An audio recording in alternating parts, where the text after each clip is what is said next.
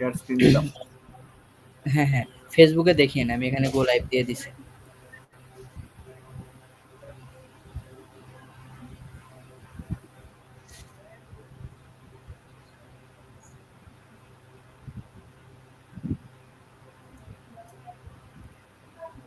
ফেসবুকে পাইছেন? না, এখনো কানেক্ট হয়নি।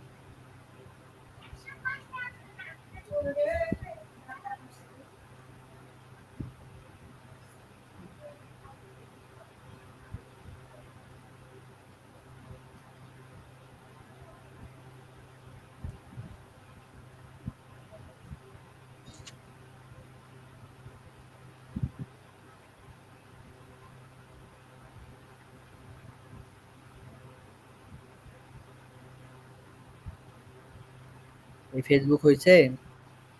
হ্যাঁ হ্যাঁ হয়েছে। ওকে,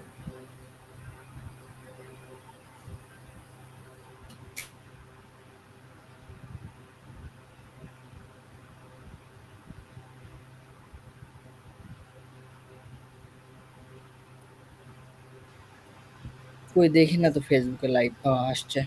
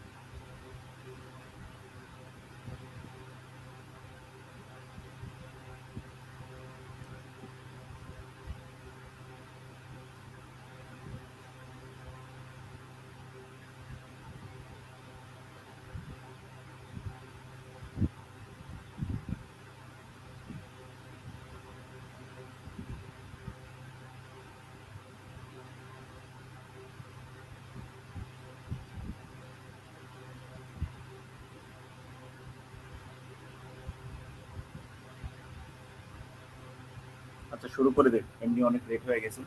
সো আজকে আর লেট হ্যাঁ করা ভাই, যাবে। শুরু করো। ওকে, সো সবাইকে ধন্যবাদ। অনেকদিন পর ক্লাস শুরু হয়েছে। আমরা ওই দিন ক্লাসটা নিতে চাইছিলাম, নিতে পারিনি, তার জন্য দুঃখিত।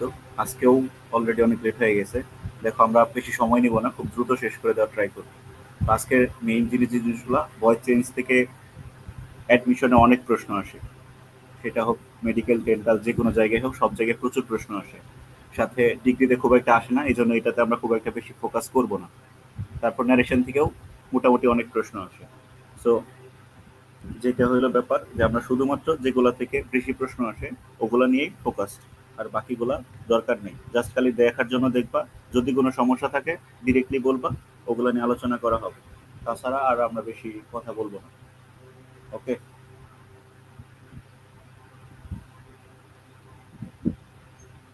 দেখো আমরা ওই দিন হালকা পাতলা একটু আলোচনা করছিলাম, জাস্ট আবার ওটা রিপিট করতেছি যে ভয়েস চেঞ্জে কয়েক রকমের প্রশ্ন আসতে পারে।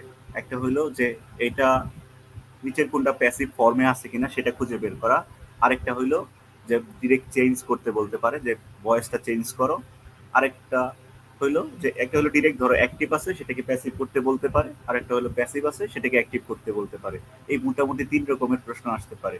সো আমরা প্যাসিভের স্ট্রাকচারটা কেমনে দেখবো? তাহলে একটা বললাম আমরা যে আগে চিনতে হবে যে তুমি রিকগনিশন চিনতে পারো কিনা, সেটা কি প্যাসিভে আছে কিনা। ১ নম্বর স্ট্রাকচার, তার মানে প্যাসিভের স্ট্রাকচারটা আমাকে চিনতে হবে, এরকম প্রশ্ন আসতে পারে। আরেকটা প্রশ্ন হলো ডিরেক্ট চেঞ্জ, সেটা কেমন, অ্যাক্টিভ থেকে প্যাসিভ করতে বলতে পারে। ঠিক আছে, আরেকটা ছিল যে প্যাসিভ থেকে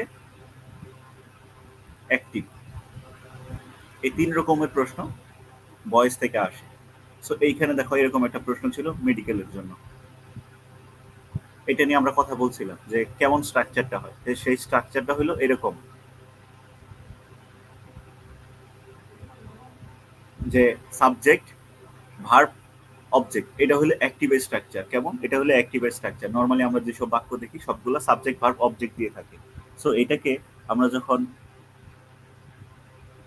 চেঞ্জ করতে বলে বা এটাকে যখন প্যাসিভে নিয়ে যায় তখন স্ট্রাকচারটা কেমন হয়? সেই স্ট্রাকচারটা হলো আমরা সবাই জানি যে প্রথম অবজেক্টটা শুরুতে নিয়ে আসতে হয়, টেন্স অনুযায়ী অক্সিলারি ভার্ব বসে, তারপরে ভার্বের পাস্ট পার্টিসিপল ফর্ম দিতে হয়, তারপরে এক্সটেনশন থাকলে আমরা বলছি যে ভার্বের পরে এক্সটেনশনটা দিয়ে দিতে। যে অনেক বাক্য আছে, অনেক এক্সট্রা রুলস আছে, সেগুলো আমরা করব না। কারণ কি, এই এক্সটেনশনের কোথায় দিতে হবে না দিতে হবে এর জন্য আলাদা আলাদা রুলস আছে। তো দরকার কি ভাই, এক্সটেনশন মানেই ভার্ব থ্রির পরে দিয়ে দিব, তাইলে আমার আলাদা করে ওই রুলসগুলো করতে হবে না আমাকে। ঠিক আছে? তো এই জিনিসটা আমরা মাথায় রাখবো। তারপরে বাই দিয়ে পরের অংশটুকু অত ইম্পর্টেন্ট না। তাহলে এটা হলো আমার প্যাসিভের স্ট্রাকচার। মেইনলি প্যাসিভের স্ট্রাকচার মনে রাখবো যে অক্সিলারি ভার্ব আছে কিনা, টেন্স অনুযায়ী অক্সিলারি ভার্ব, তারপরে ভার্বের পাস্ট পার্টিসিপল ফর্ম আছে কিনা, এইটুক দিয়ে বোঝা যায় সেই বাক্যটা অ্যাক্টিভ না প্যাসিভ। আবার বলতে পারো যে ভাইয়া তাহলে ই দিয়েও তো হইতে পারে, কি এই যে হ্যাভ হ্যাজ অনেক সময় বা এদের এদের দিয়েও তো অ্যাক্টিভ হইতে পারে, কিন্তু ওদের পরে হ্যাভ হ্যাজ হইলে কিন্তু আমরা জানি প্যাসিভ ভয়েসে কিন্তু বিন দেওয়া থাকে। ঠিক আছে? আর অ্যাক্টিভ হইলে বিনের পরে কিন্তু কখনোই ভার্ব থ্রি থাকে না। এই জিনিসটা হলো ব্যাপার। সো তোমরা এটা পার্থক্য করতে পারতে হবে যে অক্সিলারি ভার্ব দিয়ে তারপরে ভার্ব থ্রি দেওয়া আছে কিনা, সেটা অবশ্যই টেন্স অনুযায়ী। ঠিক আছে? অ্যামিজার দিয়ে নরমালি প্রেজেন্ট ইনডিফিনিট টেন্স হইতে পারে, কিন্তু অ্যামিজার দিয়ে তারপরে যদি ভার্ব থ্রি থাকে সেটা অবশ্যই অ্যাক্টিভ হবে না, সেটা প্যাসিভই হবে। ঠিক আছে? তাহলে এই স্ট্রাকচারটা, এই প্রশ্নটা এরকম ছিল। তো এইগুলা কেন হবে না? এই যে সাবজেক্ট শুরুতে বসে আছে, তাই না? আরো কিছু ব্যাপার আছে যে সবসময় আমরা প্যাসিভ বলতে কি বুঝি আর অ্যাক্টিভ বলতে কি বুঝি। অ্যাক্টিভ বলতে বোঝায় যে কর্তা কাজটা সম্পন্ন করছে, কর্তা শুরুতে বসবে। ঠিক আছে? এটা হলো অ্যাক্টিভের ব্যাপার, যে শুরুতে কি বসবে, কর্তা। আর শুরুতে যদি কর্ম দেওয়া থাকে তার মানে সেটা বোঝা যায় প্যাসিভ। সো এটা হলো মেইন পার্থক্য। এই দুই রকম পার্থক্য, যে একটা হলো টেন্স অনুযায়ী auxiliary verb plus verb three, আরেকটা হলো কর্মটা শুরুতে বসছে কিনা। এই দুইটা জিনিস। সো এটা দিয়ে আমরা দুইটা জিনিস দিয়ে বুঝতে পারবো যে এটা অ্যাক্টিভ আছে না প্যাসিভ আছে। দেখো এইখানে they are building a new road in the city, তার মানে এইখানে নর্মালি দেটা কর্তা, কর্তা শুরুতে বসা মানে কখনোই সেটা অ্যাক্টিভ, সেটা প্যাসিভ ফর্ম না, সেটা অবশ্যই অ্যাক্টিভ ফর্ম। ওকে?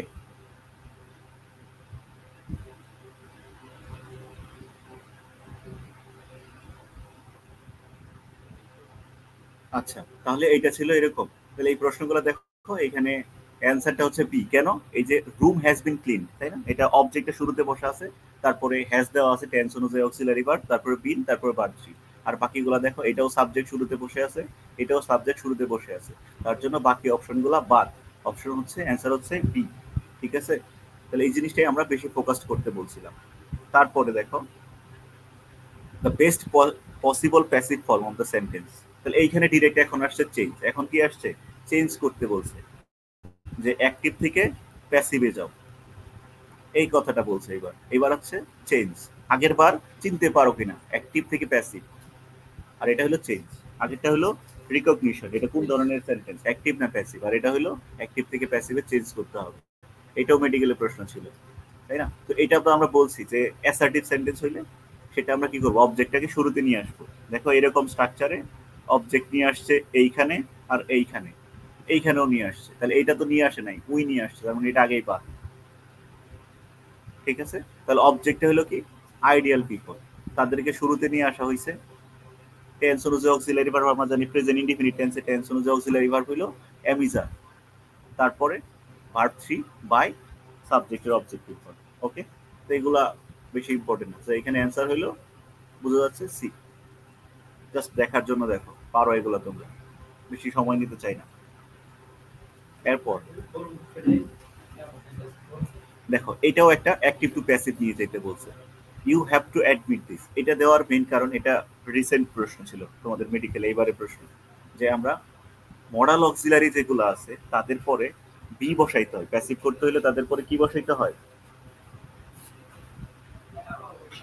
তাদের পরে বি বসাইতে হয়। সো আমরা নর্মালি যেগুলো চিনি, শ্যাল, উইল, ক্যান, কুড, এগুলোই চিনি। এছাড়াও আরো কিছু মডাল অক্সিলারি ভার্ব আছে, যেমন এই have to, has to, had to, dare, need, ought to, had better, would rather, এরা সবাই মডাল অক্সিলারি ভার্ব।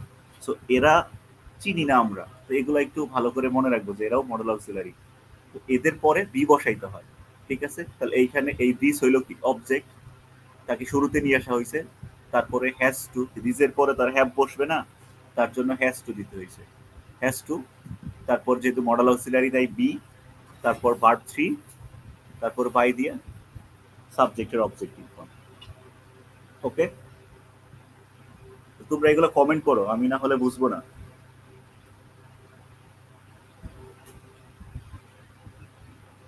ঠিক আছে, তোমরা একটু কমেন্ট করো, তাইলে আরো ক্লিয়ার বোঝা যাবে। একটু অ্যাক্টিভ হইতে হবে তোমাদেরও, আমারও একটু দ্রুত যাইতে হবে, অনেক সময় চলে গেছে। মেইন জিনিস আমরা যেগুলো পড়াবো সেইখানে ফোকাস হয়। দেখো এটা এগ্রির প্রশ্ন ছিল, এগ্রি গুচ্ছতে আসছে গতবার হিমসেলফ যুক্ত থাকবে, যেগুলো সেলফ যুক্ত যেগুলো আছে, যদি কোনো কিছু সেলফ যুক্ত থাকে, সেলফ যুক্ত থাকলে আমরা সাবজেক্ট অবজেক্টে চেঞ্জ করি না, তার মানে সাবজেক্ট সাবজেক্টের জায়গায় থাকে, শুধু টেন্স অনুযায়ী একটা অক্সিলারি ভার্ব বসাই,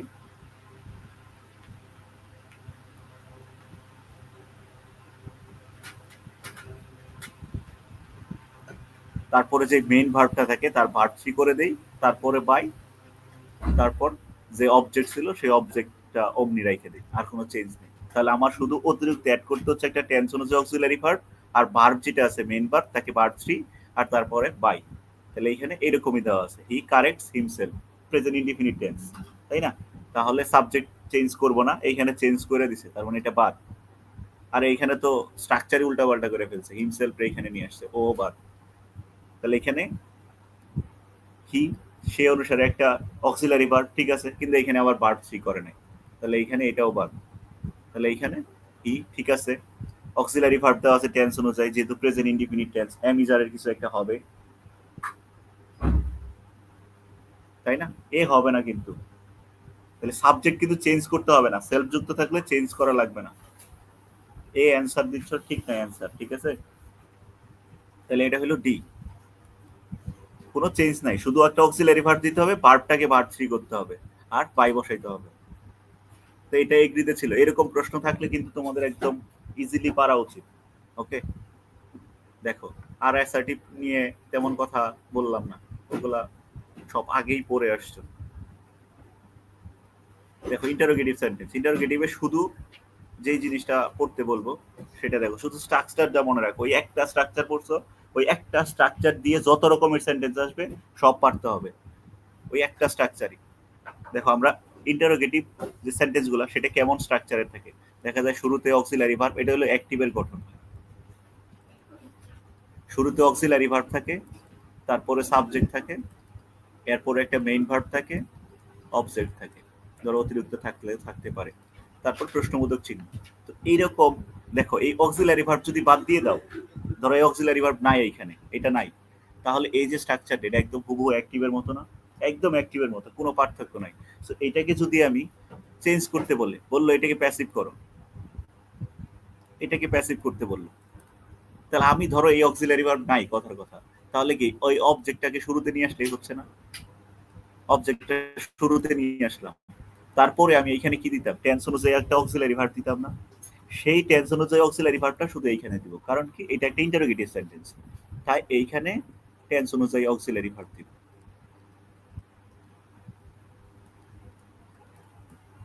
যেটা আমরা অবজেক্টের পরে বসাইতাম, মানে অবজেক্টটাকে সাবজেক্টিভ ফর্মে নিয়ে আসা তারপরে বসাইতাম, যেহেতু সেটা একটা ইন্টারোগেটিভ সেন্টেন্স তার জন্য একে শুধু শুরুতে বসাবো, তারপরে ভার্ব 3, তারপর ওই আগের মতোই বাই দিয়া সাবজেক্টের অবজেক্টিভ ফর্ম, ঠিক আছে।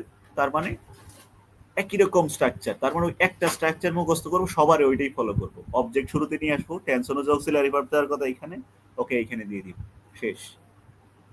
তারপরে আরেকটা রকম আছে না, আরেক রকমের ইন্টারোগেটিভ সেন্টেন্স আছে, তাই না, ডাব্লিউএইচ ওয়ার্ড দ্বারা থাকে, ডাব্লিউএইচ ওয়ার্ড দ্বারা থাকে, তারপরেও আবার অক্সিলারি ভার্ব থাকে এখানে, তারপরে একটা সাবজেক্ট থাকে, মেইন ভার্ব, অবজেক্ট। তো এখন এই যেগুলা ডাব্লিউএইচ ওয়ার্ড দ্বারা প্রশ্ন করা বোঝায়, এইখানে এইখানে যে ব্যাপারটা হয়, ডাব্লিউএইচ ওয়ার্ড দ্বারা প্রশ্ন করলে হয় তোমার সাবজেক্ট না হয় অবজেক্ট, কোনো একটা মিসিং থাকবে। এই স্ট্রাকচারটা ভালো করে ফলো করো, এই স্ট্রাকচারটা অবশ্যই ভালো করে ফলো করো, কারণ আমাদের এমন কিছু প্রশ্ন আসে আমরা দেখেই অনেক সময় বুঝতে পারি না যে কোনটা সাবজেক্ট অবজেক্ট, ভুল করে ফেলি। সো এই স্ট্রাকচারটা এমনি থাকে যে আগে ডাব্লিউএইচ ওয়ার্ড, তারপরে অক্সিলারি ভার্ব, তারপরে সাবজেক্ট, মেইন ভার্ব, অবজেক্ট। যেহেতু ডাব্লিউএইচ ওয়ার্ড দ্বারা প্রশ্ন করে কোনো একটা পার্ট মিসিং থাকবে, সো এটা ভুল হওয়ার সম্ভাবনা থাকে। সো বি কেয়ারফুল, এইখানে এই স্ট্রাকচারটা কেয়ারফুল। তাহলে এইখানে পরিবর্তনটা হবে, প্যাসিভ করতে বললে আমাকে ডাব্লিউএইচ ওয়ার্ড যা আছে যেটা আছে সেটাই থাকবে। শুধু ব্যতিক্রম কোনটা? ব্যতিক্রম হলো হো থাকলে আমরা বাই হোম বসাই, আর হোম থাকলে হো বসাইতে হয়। এই দুইটা হলো ব্যতিক্রম, আর যত ডাব্লিউএইচ ওয়ার্ড আছে সেটাই বসে। তারপরে এই যে দেখো এই সাবজেক্টটা, যেমন অবজেক্টটাকে সাবজেক্ট করতাম, এইখানেও সেম, এইখানে অবজেক্ট যে আছে তাকে সাবজেক্ট করব, ঠিক আছে, সাবজেক্টিভ ফর্ম। এখন এই অনুসারে কি একটা টেন্স অনুযায়ী অক্সিলারি ভার্ব বসতো না, এটাকে এখন আমাদের এইখানে বসাইতে হবে, টেন্স অনুযায়ী অক্সিলারি ভার্ব, ঠিক আছে। তাহলে এইটা এখানে বসতেছে, তাহলে অবজেক্টটাকে নিয়ে আসলাম শুরুতে, টেন্স অনুযায়ী অক্সিলারি ভার্ব বসাইলাম এইখানে। সো এটা তোমরা চাইলে ফাঁকা রাইখা করতে পারো, আর যেহেতু তোমাদের এখানে শুধু চেঞ্জ আসবে, তো তোমাদের তো খেয়াল করলে হবে ভালো করে। দেখো এই জিনিসটাও কিন্তু ভুল হইতে পারে, ডিরেক্ট দেখলা যে ডাব্লিউএইচ ওয়ার্ড আছে, এইখানে ডিরেক্ট একটা অক্সিলারি ভার্ব বসে আছে, সেটা দেখেই অ্যান্সার করে ফেললা, তাহলে কিন্তু ভুল হয়ে যেতে পারে। অবশ্যই বি কেয়ারফুল, এইখানে এই সাবজেক্ট, যে অবজেক্টটাকে সাবজেক্ট করা হয়েছে এইটা অনুসারে এইখানে ভার্বটা বসবে, এই ভার্বটা অবশ্যই এটা দেখে বসবে। এটা যদি সিঙ্গুলার হয় তাহলে এই ভার্বটাও সিঙ্গুলার হবে, এই ভার্বটা যদি প্লুরাল, এই অবজেক্টের সাবজেক্ট বানাইলা, এই সাবজেক্টটা যদি প্লুরাল হয় তাহলে এইটাও ভার্বটাও প্লুরাল হবে। সো বি কেয়ারফুল এইখানে। তারপরে ভার্ব 3, তারপরে বাকি যেরকম দাও, অতিরিক্ত অংশ থাকলে অতিরিক্ত অংশ বাই দিয়া, তারপরে সাবজেক্টের অবজেক্টিভ ফর্ম, ঠিক আছে, তারপর প্রশ্নবোধক চিহ্ন। তাহলে এই হলো স্ট্রাকচার। আমাদের দুই রকম ইন্টারোগেটিভ সেন্টেন্স ছিল, একই রকম, একটু খেয়াল রাখো। তাহলে সবারই কিন্তু একই স্ট্রাকচার ফলো করতেছি, অবজেক্ট সাবজেক্ট নিয়ে আসতেছি, টেন্স অনুযায়ী অক্সিলারি ভার্ব বসাইতেছি, ভার্ব 3 বসাইতেছি, বাই দিচ্ছি, সবার লাস্টে সাবজেক্টের অবজেক্টিভ ফর্ম। একই রকম স্ট্রাকচার সবার ক্ষেত্রেই ফলো করতেছি। আর এইখানে এই জিনিসটা খেয়াল রাখো। ধরো কেমনে ভুল হয়, একটা আমি এক্সাম্পল দিই।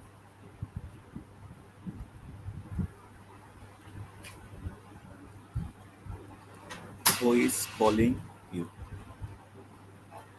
দেখো এইটা ধরো কথার কথা একটা প্রশ্ন দেওয়া আছে, এখন এটাকে আমাকে প্যাসিভ করতে বলতে হবে। পোলাপান এটাকে ভুল করে, এই যে ইউ আছে এটাকে সবাই মনে করে এটা অবজেক্ট, এর সাবজেক্ট, এটাকে এইখানে এমনি রাইখে দেয়, বাই দিয়ে লিখে দেয়, বাই দিয়ে লিখে দেয়। এটার অ্যান্সারটা লিখো তোমরা, দেখি আমি লিখতে থাকি কেমন হয়। তাহলে হো থাকলে আমরা কি জানি, বাই হোম বসাইতে হয়, তাই না? আর এইখানে এই যে উপরের স্ট্রাকচারটা যদি ফলো করি, প্রথমে ডাব্লিউএইচ ওয়ার্ড, তারপরে একটা অক্সিলারি ভার্ব, তারপরে সাবজেক্ট, তাহলে এইখানে অক্সিলারি ভার্ব সাবজেক্ট এর পরে, এখানে কি সাবজেক্ট আছে? এটা সাবজেক্টের জায়গা ছিল, তাহলে এখানে কিন্তু কোনো সাবজেক্ট নেই। তারপরে এটা ভার্ব, এইটা অবজেক্ট, তাই না? তাহলে এটা অবজেক্ট, তাহলে অবজেক্টটাকে শুরুতে নিয়ে আসতে হবে। তাহলে অবজেক্টটাকে নিয়ে আসলে কি হবে, ইউ নিয়ে আসলাম। এখন এইখানে কি, যদি প্রশ্নে এইসব খেয়াল না করে অ্যান্সার দিয়ে দাও তাইলে কিন্তু শেষ। তাহলে এখানে কিন্তু অবশ্যই আর হবে, বাই হোম, দেখা যায় অনেক সময় ইজ দিয়ে দেওয়া আছে, ভুল হয়ে যাবে। আর ইউ, যেহেতু এটা কন্টিনিউয়াস টেন্স তাই কি দিতে হয়, বিং দিতে হয়, তাই না? কন্টিনিউয়াস হলে বিং, তারপর ভার্ব 3 কল্ড। এখন বাই দিয়ে কিছু দিতে পারবো এখানে? দিতে পারবো না।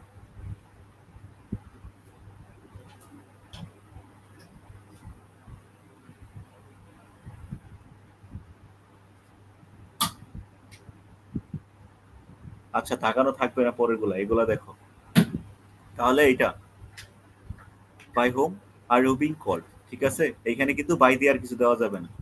তাহলে অবশ্যই এই স্ট্রাকচারটা ফলো করো, যে শুরুতে কেমনে কি থাকে, নাহলে ভুল হওয়ার সম্ভাবনা থাকে। এবার প্রশ্নে আসি। তাহলে এটা হোয়াট ডু ইউ ওয়ান্ট, একদম সিম্পল একটা প্রশ্ন মেডিকেলে আসছিল। তাহলে হোয়াট থাকলে তো আর চেঞ্জ হবে না, তাই না?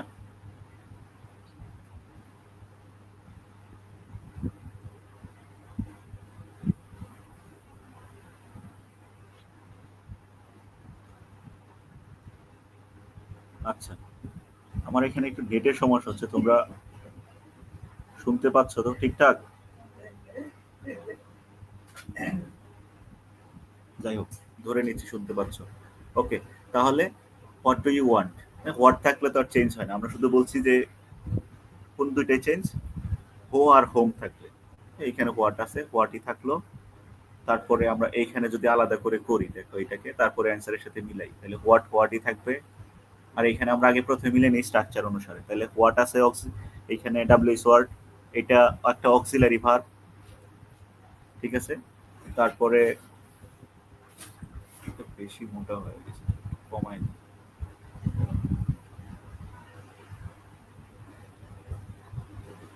তারপরে অক্সিলারি ভার্ব থাকে সেটা, এটা তাহলে অবশ্যই সাবজেক্ট, তারপর এটা মেইন ভার্ব।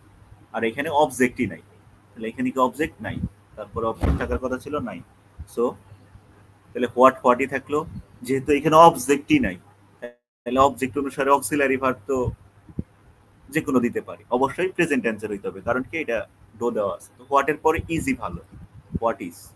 তারপরে ভার্ব থ্রি, ভার্ব থ্রি এখানে কে ছিল, ওয়ান্ট, ওয়ান্টেড। তারপর বাই, যেহেতু এখানে সাবজেক্ট আছে তাকে বসাই দিলাম, ঠিক আছে, প্রশ্নবোধক চিহ্ন। তাহলে এটা কোথায় মিলতেছে সেটা অ্যান্সার। হোয়াট ওয়াজ, ওয়াজ দেওয়া আছে, এটা তো আর পাস্ট টেন্সের না, এটা ওয়াজ দেওয়া আছে, এটাও না। আর এইখানে ভার্ব থ্রি করে নাই, তবে এটাও বাদ, তাহলে অ্যান্সার হচ্ছে সি। ওকে, আশা করি ক্লিয়ার এটা। এই এই যে স্ট্রাকচারটা লেখা হয়েছে, এটা ভালো করে খেয়াল রাখো, ডাব্লিউএস ওয়ার্ড, অক্সিলারি ভার্ব, এটা অ্যাক্টিভের স্ট্রাকচার, আর এটা প্যাসিভের। ডাব্লিউএস ওয়ার্ড, তারপর auxiliary verb, subject, main verb, object, এই স্ট্রাকচার মিলায় মিলায় করো, তাহলে ভুল হবে না। আর এইখানে যে টেন্স অনুযায়ী অক্সিলারি ভার্ব, সেটা অবশ্যই এইটা দেখে হবে, এই যে অবজেক্টটাকে সামনে নিয়ে আসবা। সো দেখে নিয়ে তারপর এই জিনিসগুলা অ্যান্সার দিও, যদি অক্সিলারি দিয়া থাকে, ইন্টারোগেটিভে থাকে। এটা দেখো 20-21 প্রশ্ন এরকম, এইটার অ্যান্সার দাও তোমরা। এটা ছিল প্যাসিভ করতে বলছে, হো টট ইউ গ্রামার। তাহলে এখানে আমরা দেখতেছি এটা ডাব্লিউএস ওয়ার্ড, তাই না? তারপরে এখানে অক্সিলারি ভার্ব দেয়নি, সমস্যা নেই, হো হোম দিয়ে দিলে, হো দিয়ে প্রশ্নগুলো, অক্সিলারি ভার্ব না দিলেও হয়, ব্যতিক্রমে একটা হো দিয়ে। তো ধরো এটা বোঝাই যাচ্ছে যে হো টট দেওয়া আছে, তার মানে এটা পাস্ট ইনডিফিনিট টেন্স, তাই না? ভার্ব টু দেওয়া আছে, তাহলে এখানে ডিড দিলেও হইতো, তাহলে হো টট ইউ গ্রামার। তাহলে আমি এইখানে এই যে ইউ, এটা হলো কি অবজেক্ট, তার মানে এখানে সাবজেক্টের জায়গা যেটা ছিল সেটা নাই, তার মানে সাবজেক্ট এখানে মিসিং। আর এই গ্রামার হলো কি অতিরিক্ত অংশ, এটা এক্সটেনশন, ঠিক আছে, এটা এক্সটেনশন। সেটা নিয়ে আমাদের মাথা ব্যথা নেই, আমার মাথা ব্যথা হলো হোককে পরিবর্তন করাইতে হবে। কেন, আমি কি বেশি কাটা ফেরা করে বলতেছি নাকি? ইংলিশ ডাক্তার, ভাই আমি ইংলিশ ডাক্তার না রে ভাই, এত কাটা ফেরা করি নাই ভাই, একটা বদ অভ্যাস, ছোটবেলা থেকে যখন পড়তাম প্রচুর দাগাইতাম,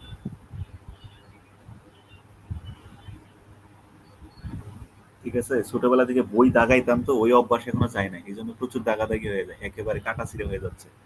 আচ্ছা কম করবো, সমস্যা নাই, দেখো তাহলে এটার অ্যান্সার লিখো তোমরা। তাহলে আমাদের হোটাকে পরিবর্তন করাইতে হয়, ও পরিবর্তন করে আমরা কি লিখি, বাই হোম। তারপরে কি বসাইতে হয়, অবজেক্টটাকে বসাইতে হয়। তো অবজেক্টটা কে ছিল, ইউ, তাকে যদি সামনে নিয়ে আসি, আমরা আগে এই জায়গাটা ফাঁকা রাখি, তাই না, ভার্বের জায়গাটা ফাঁকা রাখি, ইউ। আর এখানে টেন্স দেখতেছি পাস্ট ইনডিফিনিট, তাহলে পাস্ট ইনডিফিনিট হইলে টেন্স অনুযায়ী অক্সিলারি ভার্ব কি হয়, ওয়াজ ওয়্যার হয়। এন্ড ইউ এর পরে কি ওয়াজ বসে না ওয়্যার বসে? দেখো এখানে কিন্তু বিভিন্ন টাইপের প্রশ্ন দেওয়া আছে, এখানে ওয়াজ দিয়ে দেওয়া আছে, ওয়াজ দিয়ে দেওয়া আছে, ঠিক আছে, ভুল হওয়ার সম্ভাবনা, প্যাচ লাগবেই। সো এটা ক্লিয়ার হয়ে নিও যে এখানে ইউ এর পরে ইউ অনুসারে এইখানে ভার্বটা বসবে। এখানে কিন্তু ভুলেও ওয়াজ দিও না, তাহলে অবশ্যই ভুল হয়ে যাবে। তাহলে এটা ওয়ার, কনফিডেন্টলি ভুল হয়ে যাবে। ঠিক আছে, তাহলে ইউ অনুসারে এইখানে ভার্বটা হবে ইউ ওয়ার, তাই না? ইউ এর পরে ওয়ার বসে, তাহলে বাই হোপ ওয়ার ইউ, তারপরে ভার্ব থ্রি দেওয়ার কথা আমার। তারপর ভার্ব থ্রি, ভার্ব থ্রি এখানে কে ছিল? টট। তো টট তো ভার্ব টু ভার্ব থ্রি একই। ঠিক আছে, এখন বাই দিয়ে কিছু কি দেওয়া যাবে? নাই, তাই না? তারপরে এখন যেহেতু এক্সটেনশন আছে, অতিরিক্ত অংশ আছে, সেটাকে দিতে পারি। তাহলে এখানে অতিরিক্ত অংশটা কে ছিল? গ্রামার। তাহলে এখানে গ্রামার বসাই দাও। ওকে, দেখো এটার সাথে কোনটা মিলতেছে। এইখানে কি দেওয়া আছে? By whom you, auxiliary verb নাই, এর ভার্ব। এখানে ওয়াজ দেওয়া আছে, ইউ এর পরে কি ওয়াজ হয়? এটা আমরা আগেই বলছি যে এখানে কি হইতো, ওয়ার হইলে ঠিক ছিল, তাহলে এটাও হয় নাই। এখানেও ওয়াজ দেওয়া আছে আর ইউটাকে পরে রাখছে, তাই না? ইউটা হওয়ার কথা ছিল এইখানে, তাহলে এটাও ভুল। তাহলে সঠিক answer D. Okay, so be careful. এই প্রশ্নটা অ্যাটলিস্ট এই স্ট্রাকচারটা একটু ভালো করে খেয়াল রাখবে।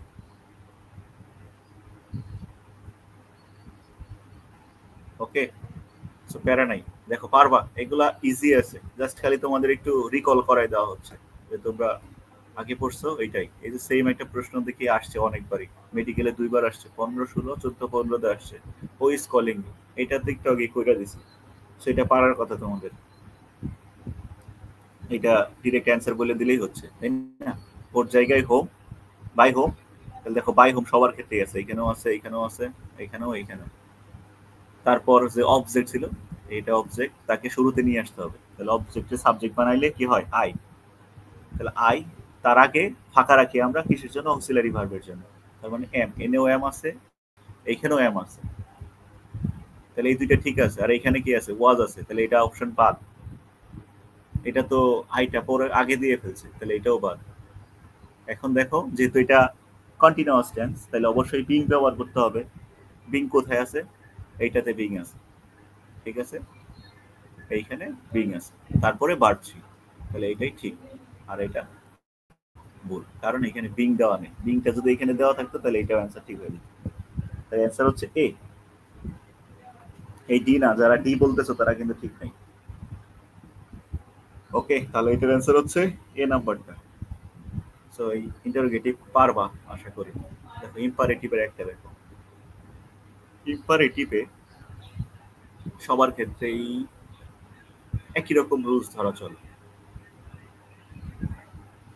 ইম্পারেটিভের রুলসটা আমরা এইখানেই লিখি। ধরো তাহলে ইম্পারেটিভ কি রকম দিয়ে হয়, কি কি রকম হয়? একটা হইলো ধরো ভার্ব দিয়ে শুরু হয়, এমন সাবজেক্ট থাকে না।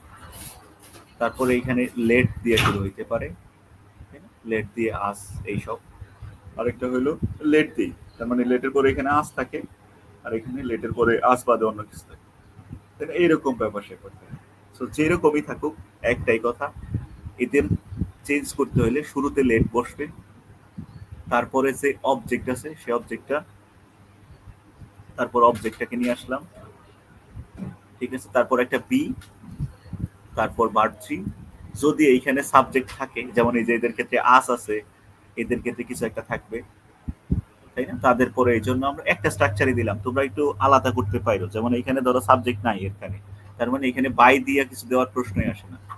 কিন্তু বাকি দুজনের ক্ষেত্রে যেহেতু আছে, এদের ক্ষেত্রে সাবজেক্ট আছে, সো এইখানে তখন বাই দিয়ে দিতে হবে। তাহলে এইখানে সাবজেক্টের অবজেক্টিভ ফর্ম। ওকে, এতটুকু। আর নট যদি থাকে কখনো, তাহলে এই যে নটটা শুরুতে দিলেই হয়ে যায়, এই লেটের পরে নট বসালে হয়। যদি নট থাকে, নেগেটিভ থাকে, এইখানে লেটের পরে দিলেই হয়, লেট নট। বা নেভার থাকলে নেভার এইখানে। তারপরে বাকি যা আছে হুবহু একই রকম। ওকে, তাহলে এটা হলো ইম্পারেটিভ সেন্টেন্স। এটা প্রশ্ন আসছে এরকম, লেট হিম ডু ইট, ডেন্টালের প্রশ্ন, রিসেন্ট প্রশ্ন। দেখো এই কোশ্চেনটা, লেট হিম ডু ইট, তাহলে লেট থাকলে আমরা জানি যে শুরুতে লেটই বসে, তাহলে এখানে লেটই বসবে। দেখো সবার ক্ষেত্রে লেট আছে, এটা আবার ইট দিয়ে শুরু হয়েছে, বেশি উস্তাদি করছে, এটা বাদ। তাহলে এইখানে লেট, এইখানেও লেট আছে। আচ্ছা দেখি, সমস্যা নাই, কিন্তু আমাদের এইখানে অবজেক্ট দেখতেছি কি এই ইট, ইট হইলো কি অবজেক্ট, তাই না? এটা মেইন ভার্বের পরেই তো অবজেক্ট থাকে, তাহলে এটা অবজেক্ট। ইটটাকে আগে নিয়ে আসতে হবে, এইখানে নিয়ে আসছে কাকে? হিমকে। তো হিম তো আর আগে নিয়ে আসা যাবে না, ইটকে নিয়ে আসতে হবে। এই অপশন বাদ। দেখো অপশন বাদ দেওয়ার একটা ব্যাপার আছে, ক্লিয়ারলি আমি বুঝতে পারবো যে এটাই অ্যান্সার হবে, ভুল হওয়ার সম্ভাবনা। তাহলে এখানে আমার কাজ হলো লেট ইটটাকে আমরা সামনে নিয়ে আসবো, ইটটাকে নিয়ে আসলাম। তারপরে তারপরে কিন্তু আমরা বলছি বি দিতে হবে। এই টু দেওয়ার কিন্তু কোনো রুলস আমরা পড়ি নেই, যে এই টু দেওয়ার রুলস কোনো পড়ি নেই, তাহলে এটাও বাদ। তার মানে বোঝা যাচ্ছে এই রুলসটাই ঠিক, এইটাই অ্যান্সারটাই ঠিক হবে। Let it be done by he. ঠিক আছে, একেবারে আমাদের এই স্ট্রাকচারের সাথে মিলে যাইতেছে। এই যে স্ট্রাকচারটা হুবহু দেখো মিলতেছে। লেট দিলাম, অবজেক্টটাকে শুরুতে নিয়ে আসলাম, তারপরে বি দিলাম, ভার্ব থ্রি বাই, তারপরে এই যে সাবজেক্ট ছিল তাকে বসাই দিলাম। ওকে, পারবা। দেখো এখন আমাদের আরেকটা কথা বলে নিয়ে নেই। দেখো এখানে আমরা কিছু রুলস আমরা এখানে লিখি নেই, কারণ আলাদা করে বলে দিব বলে। যেমন ধরো আমাদের পার্টিসিপল থাকে,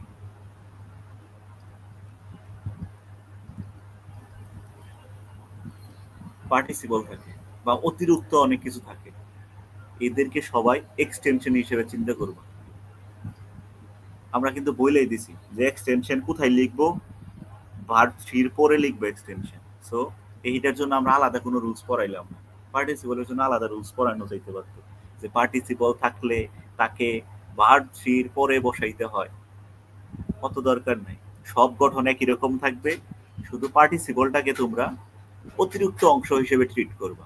মনে করবা যে পার্টিসিপল একটা অতিরিক্ত অংশ, সে কি একটা এক্সটেনশন, অতিরিক্ত অংশ। তাহলে ওকে অতিরিক্ত হিসেবে চিন্তা করবা। অতিরিক্ত হিসেবে চিন্তা করলে আমরা কোথায় বসাই? ভার্ব থ্রির পরে। আবার এই যে বায়ের পরে বসাই দিও না, বায়ের পরে যে সাবজেক্ট দিয়ে বসাই এইখানে না, এক্সটেনশন কোথায় বসবে? ভার্ব থ্রির পরে। তাহলে পার্টিসিপল থাকলে আলাদা কোনো রুলস মনে রাখার দরকার নাই, সে অতিরিক্ত অংশ, তাকে কোথায় বসাবো? ভার্ব থ্রির পরে বসাবো। শেষ পার্টিসিপল দিয়ে আলোচনা। তারপরে আবার আছে যে অনেক রকমের অবজেক্ট থাকে, ব্যক্তিবাচক, বস্তুবাচক। যদি দুইটা আলাদা আলাদা অবজেক্ট থাকে তাহলে ব্যক্তিবাচকটাকে সামনে নিয়ে আসে, এগুলা আগে রুলস, সো দরকার নেই। দেখো আমাদের মেইন ইম্পর্টেন্টটা এটা হলো এটা, রুলস অফ ইনফিনিটিভ।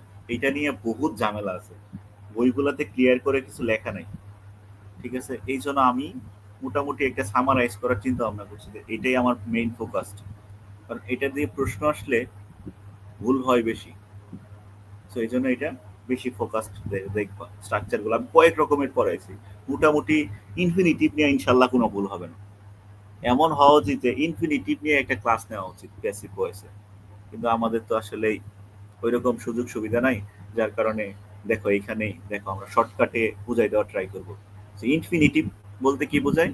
ইনফিনিটিভ দিয়ে বলতে বোঝাই আমরা টু দিয়ে ভার্বের বেস ফর্ম। ঠিক আছে, তো একে আমরা প্রথম যে জিনিসটা চিন্তা করব, টু দিয়ে ভার্বের বেস ফর্ম দেওয়া আছে মানে সে একটা অতিরিক্ত অংশ। ঠিক আছে, তো এইটাকে আমরা কয়েক রকমের ভাবে সলভ করতে পারি, সেটা দেখব।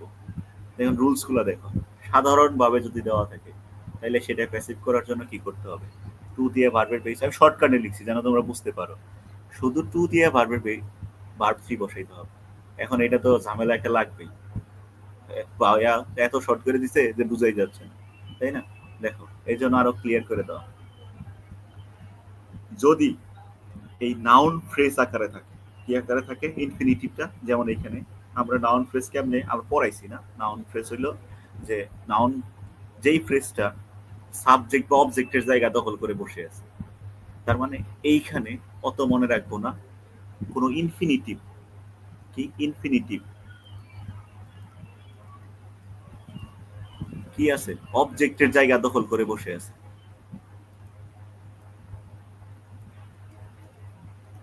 অবজেক্ট হিসেবে বসে, তখন সেই রুলসটা কেমন? তাহলে সেটা কেমন? যেমন এখানে দেওয়া আছে, যেমন ধরো এই এক্সাম্পলটা দেখো, I want to help him. এই পুরোটা কি হয়ে গেছে?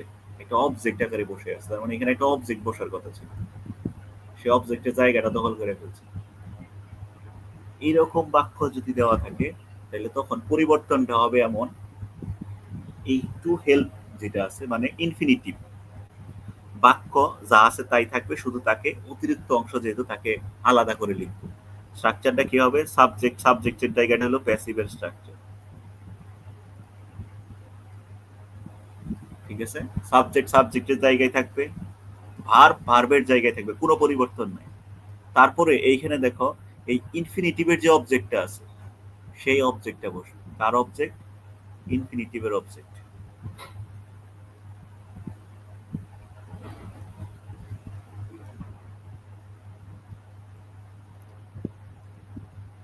ইনফিনিটিভের অবজেক্ট বসবে, বসাই ফেলল। তারপরে টু দিতে হবে, এই যে অতিরিক্ত অংশ তাকে বাইরে নিয়ে এসে পড়ছি, সে নাই, তাকে বাদ দিয়ে পুরোটা লিখবো, ঠিক আছে।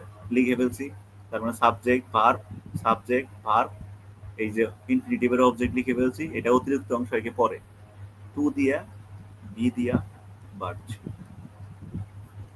দেখো টু দিয়া বি দিয়া বাড়ছি, এগুলা ভুল হয়, তাহলে এটার অ্যান্সারটা কি হবে? অ্যান্সার গুলা লিখো লিখো, লিখলে ভালো মনে থাকবে। তাহলে এটাকে চেঞ্জ করো। তাহলে আমরা রুলসটা হইলো কি, যে যদি ইনফিনিটিভটা অবজেক্ট হিসেবে বসে, কি হিসেবে বসে, অবজেক্ট হিসেবে বসে, তাহলে তখন তার পরিবর্তনটা হবে এমন, সাবজেক্ট থাকবে, কোনো পরিবর্তন নাই, ভার্বেরও কোনো পরিবর্তন নাই, অবজেক্টটাকে লিখে ফেলবো, তারপরে টু দিব, বি দিয়া বাড়ছি। ওকে, তাহলে এটার অ্যান্সারটা হচ্ছে কেমন, আই থাকলো, ওয়ান তো থেকে গেল, এই যে ইনফিনিটিভের অবজেক্ট কি ছিল, হিম, তাকে বসাইলাম, তারপরে টু দিয়া হেল্প ছিল তাই না, তাহলে অবশ্যই বি হেল্প। তাহলে আবার বলতেছি রুলসটা, অবজেক্ট আকারে থাকলে, কি আকারে থাকলে, অবজেক্টের জায়গায় থাকলে, অবজেক্ট না থেকে ইনফিনিটিভ দেওয়া আছে, তখন এই রুলস, ঠিক আছে, বুঝছো এটা খোলাপান?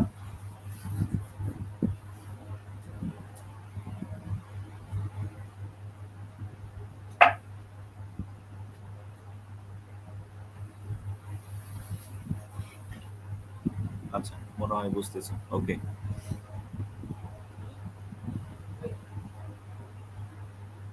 ঠিক আছে, তাহলে মনে হয় বুঝছো। আমরা তাহলে নেক্সটটাতে চলে যাই। এইবার দেখো, যেমন এইখানে অবজেক্ট হিসেবে বসে নাই, সে পড়ে আছে, তার মানে সে কি, অতিরিক্ত অংশ।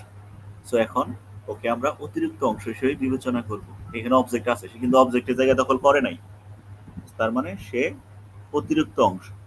তাহলে অতিরিক্ত অংশ যদি থাকে সে কি, এক্সটেনশন তাই না, অতিরিক্ত অংশ, তাহলে ওকে আমরা একদম ডিরেক্ট অতিরিক্ত অংশ হিসেবে ভার্ব সির পরে বসাই দিতাম। তো এরকম যদি থাকে ইনফিনিটিভ কি হিসেবে আছে, একদম লাস্টে অতিরিক্ত অংশ হিসেবে আছে, তখন এইটাকে প্যাসিভ করতে হইলে অবজেক্টকে সাবজেক্ট বানাবো,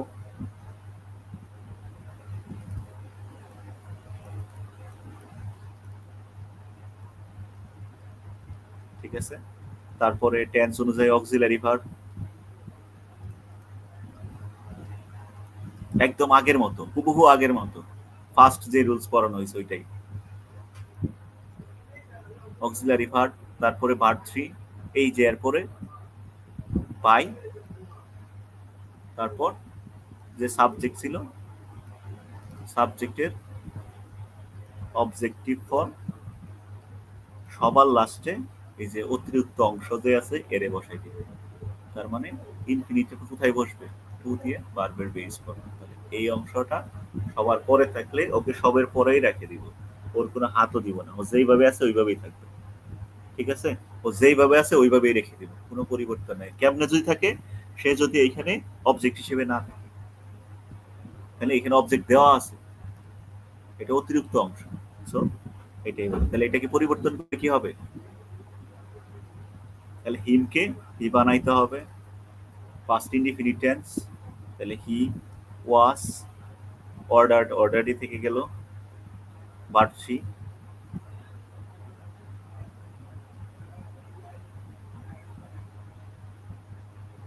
আচ্ছা অর্ডার্ড অর্ডারডি থেকে গেল, তারপর বাই, আই যে হয়ে যাবে মি, তারপর অতিরিক্ত অংশ হিসেবে ছিল, ওকে আর কোনো পরিবর্তনই করলাম না। ওকে, তাহলে এই হইলো কাহিনী। দুইটা কিন্তু আলাদা।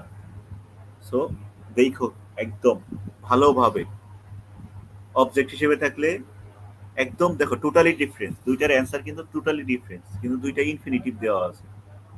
সো কেয়ারফুল থাইকো, একে একদম মানে দেখে নিও যে অ্যান্সার ঠিকঠাক আছে কিনা, একদম ক্লিয়ার ভাবে দেখো অ্যান্সার করার সময়। এখন দেখো এইখানে একটা ছিল, এইবার কি হয়েছে, দুই জায়গায় অবজেক্ট দেওয়া আছে, এইবার কিন্তু সবার লাস্টে দেওয়া নেই। এবার কি করছে, ইনফিনিটিভেরও অবজেক্ট দেওয়া আছে। তাহলে এই রুলসটা হইলো যে মেইন ভার্বেরও অবজেক্ট আছে, আবার ইনফিনিটিভেরও অবজেক্ট আছে। তার মানে আগের যে দুই রুলস পড়ছি এর কম্বিনেশন। যেমন এইখানে অবজেক্ট এইখানে আছে মেইন ভার্বের, এইখানে নাই। আবার আগেরটাই এইখানে অবজেক্ট ছিল না, ইনফিনিটিভের ছিল। কিন্তু এবার কি আছে, দুইটার কম্বিনেশন। এইখানেও একটা অবজেক্ট আছে, আবার এরও একটা অবজেক্ট আছে। ঠিক আছে, তাহলে এইটা তো একেবারে ঝামেলা, বিশাল ঝামেলা করে ফেলছে। সো এইরকম হইলে তাইলে একেবারে যে জিনিসটা করতে হবে সেটা দেখো, আমরা এটা লিখে রাখছি যেহেতু, তাইলে ওই দুই রুলসই ফলো করতে হবে। আমরা যে দুই রুলসই করছি এইখানে, ওই দুইটাই ফলো করতে হবে। যে টু বি দিয়ে ভার্ব থ্রিও দিতে হবে, আবার সাবজেক্ট যে অবজেক্ট আছে এই অবজেক্টটাকেও মানে মেইন ভার্বের অবজেক্ট তাকেও সামনে নিয়ে আসতে হবে। তাহলে এটা করতে হলে আমাকে কি করতে হবে, দুইটা অবজেক্ট থাকলে তাহলে আমরা এটা এইভাবে লিখি, মেইন ভার্বের যে অবজেক্ট ছিল এর সাবজেক্টিভ ফর্ম, এটা সাবজেক্টিভ ফর্ম, তারপর বসাইতে হবে টেন্স অনুযায়ী অক্সিলারি ভার্ব। আমরা শুধু অক্সিলারি ভার্ব লিখে রাখলাম, তোমরা বুঝবা অক্সিলারি ভার্ব, তারপরে ভার্ব থ্রি, তাই না? তারপরে কি দিতে হয়, ভার্ব থ্রি, তারপরে ওই আগের মতো, ধরো এইটুকুতে ছিল না, ওইরকম এই যে এই অংশটুকু নাই মনে করো, তখন কেমনে করতাম সেটা। তাহলে মেইন ভার্বের যে অবজেক্টটা ছিল তার সাবজেক্টিভ ফর্ম, তারপর অক্সিলারি ভার্ব, তারপর ভার্ব থ্রি, তারপর বাই, তারপরে যে সাবজেক্ট ছিল সেই সাবজেক্টের অবজেক্টিভ ফর্ম। এখন আসো এইখানে টু দিয়ে যে অংশটুকু ছিল তার পরিবর্তন, টু দিয়া, বি দিয়া, ভার্ব থ্রি, তারপরে যে ইনফিনিটিভের অবজেক্ট ছিল তাকে সেই জায়গায় বসায় রাখা। তাহলে বুঝতে পারছো, এইটা দুইটা রুলসের কম্বিনেশন হয়ে গেছে, আগে যে দুইটা পড়ছি। দেখো ঝামেলা আছে কিন্তু এগুলো, ইনফিনিটিভ নিয়ে প্রশ্ন আসে না আসে না, বাট যদি আসে তাইলে একেবারে শেষ। ওকে, দেখো এটা তাহলে অ্যান্সারটা হবে এরকম। তাহলে এখানে মিটাকে আই বানাইলা, এম আই অনুসার যেহেতু প্রেজেন্ট ইনডিফিনিট টেন্স, এম দিলা, ভার্ব থ্রি বাই সাবজেক্টের অবজেক্টিভ ফর্ম, তারপর টু বি দিয়া ভার্ব থ্রি, তারপর যা আছে তাই অবজেক্টটা বসাই দিলাম। ওকে, ক্লিয়ার? এটা বুঝতেছি না এত সময় লেগে যাচ্ছে কেন, দ্রুত দ্রুত দেখো। তারপরে এখন পজিটিভ ভার্ব দিয়ে যদি দেওয়া থাকে, ইনফিনিটিভটা কি দেওয়া আছে, পজিটিভ ভার্বে দেওয়া আছে। ঠিক আছে, এইখানে এই রুলসটা পজিটিভ ভার্বগুলো কি, মেক, লেট, হেল্প, এই তিনটা মনে রাখলেই হয়ে যাবে।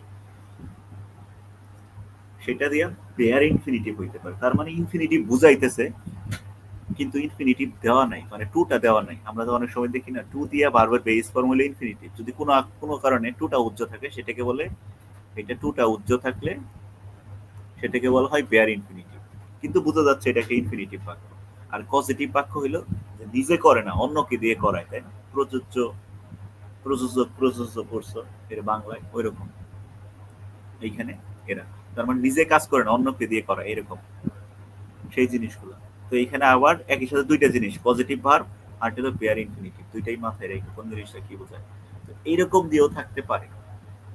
ঠিক আছে, যেমন আমি এখানে এক্সাম্পল দিচ্ছি, দেখো they made him do the work, তাহলে এই ডু কিন্তু ইনফিনিটিভ, এটা কি ও কিন্তু ইনফিনিটিভ,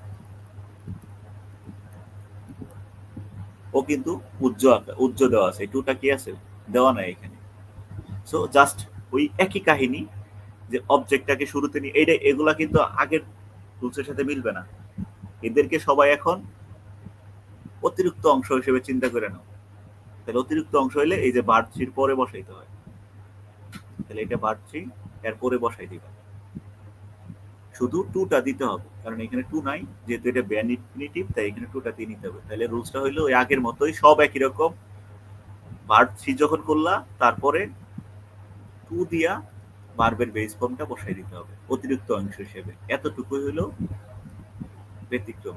তাহলে দেখো এখানে হিম ছিল অবজেক্ট, তাকে সাবজেক্ট বানাইলা, টেন্স অনুসারে অক্সিলারি ভার্ব দিলা, ভার্ব থ্রি দিলা। এখানে টু দেওয়া ছিল না কারণ এটা বেয়ার ইনফিনিটিভ, তাই এখানে দিয়ে নিতে হবে টু ডো দ্য ওয়ার্ক। এইখানে চাইলে বাই দিয়ে দিতে পারতা, বাই দেম। আবার এইখানে সেম জিনিসই,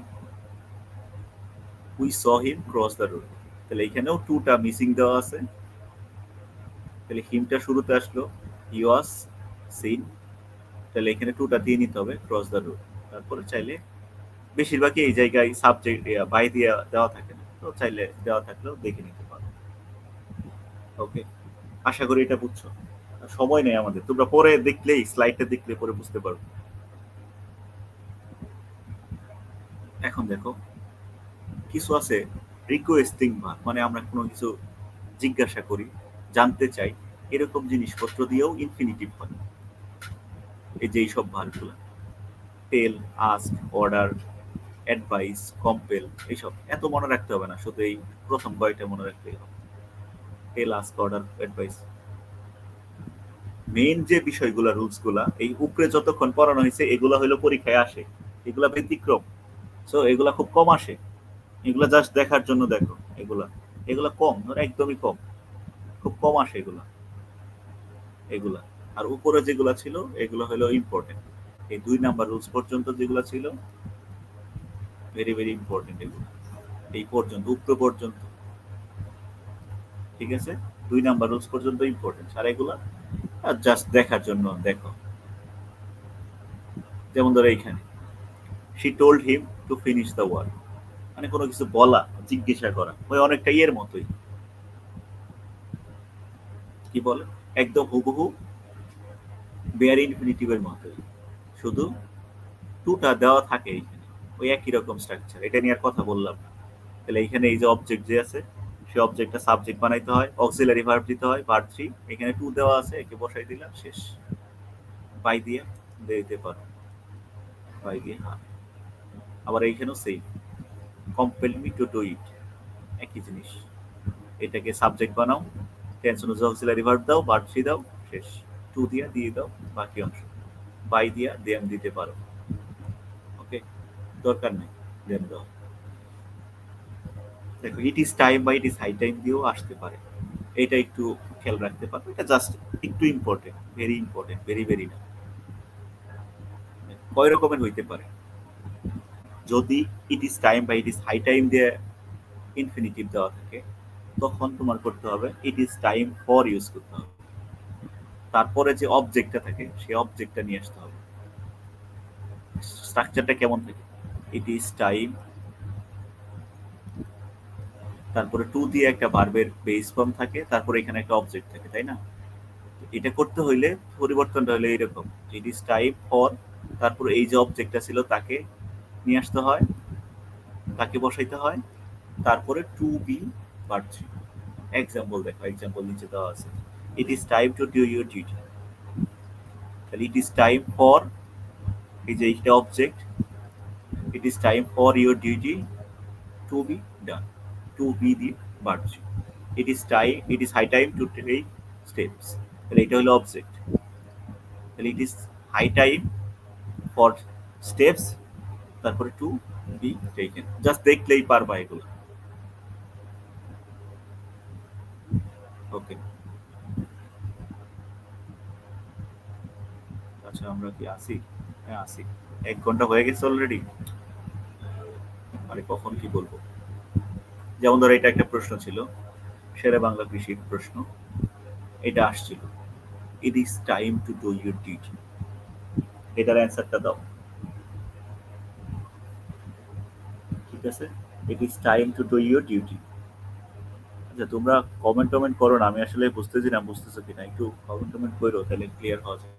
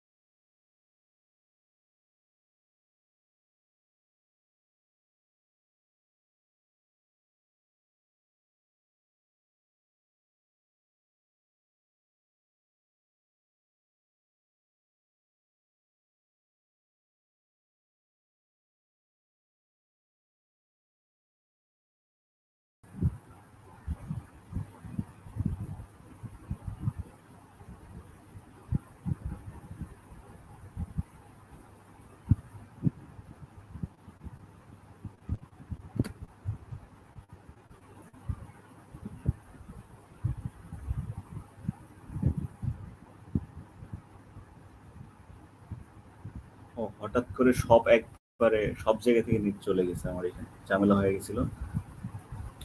বুঝলাম না আজকে যে এত সমস্যা হচ্ছে। আচ্ছা দেখো, আবার আসছি। আচ্ছা আচ্ছা, এখন দেখো স্ক্রিন ঠিক হয়েছে মনে হয়।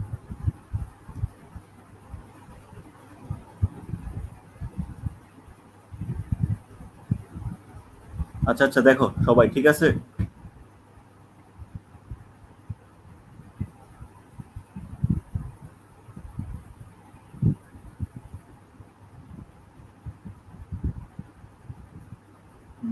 মনে হয় ঠিক আছে। শাকিল,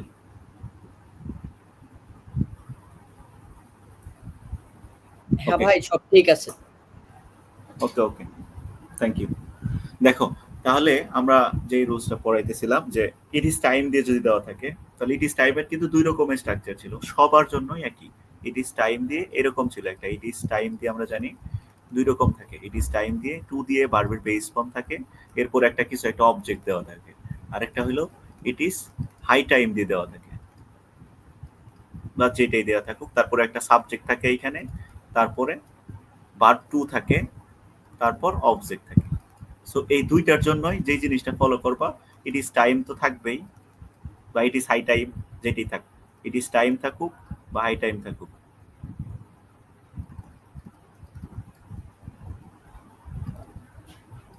তাহলে ইট ইজ টাইম বা ইট ইজ হাই টাইম লিখবো, তারপরে ফর, সবার ক্ষেত্রেই ফর, তারপরে এই যে অবজেক্ট আছে সেই অবজেক্টটা,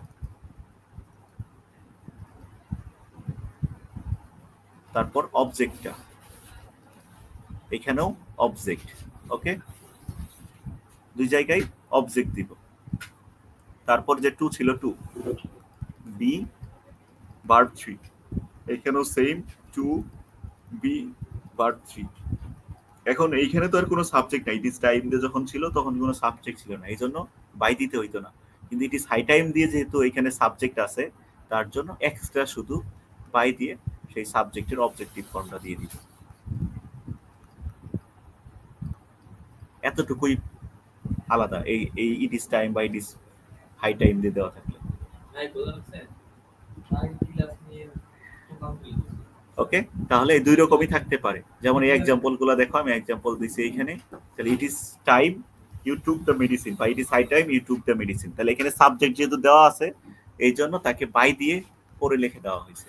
তাহলে প্রথমে ইট ইজ টাইম, তারপরে ফর, তারপরে অবজেক্ট, এই যে অবজেক্ট যে স্ট্রাকচারটা দেখো, স্ট্রাকচার অনুসারে আমরা দিছি ইট ইজ টাইম বা ইট ইজ হাই টাইম, তারপরে ফর, তারপর অবজেক্ট। ঠিক আছে, অবজেক্ট ছিল এখানে দা মেডিসিন, সেই মেডিসিনটা বসাইলাম, তারপরে টু দিয়ে বি ভার্ব থ্রি, তারপরে এখানে যেহেতু সাবজেক্ট আছে এই জন্য বাই দিয়ে সাবজেক্ট, সেম এটাও। তাহলে এখানে ইট ইজ হাই টাইম ছিল, তারপরে এটা সাবজেক্ট, এটা ভার্ব, এটা অবজেক্ট, তাই না?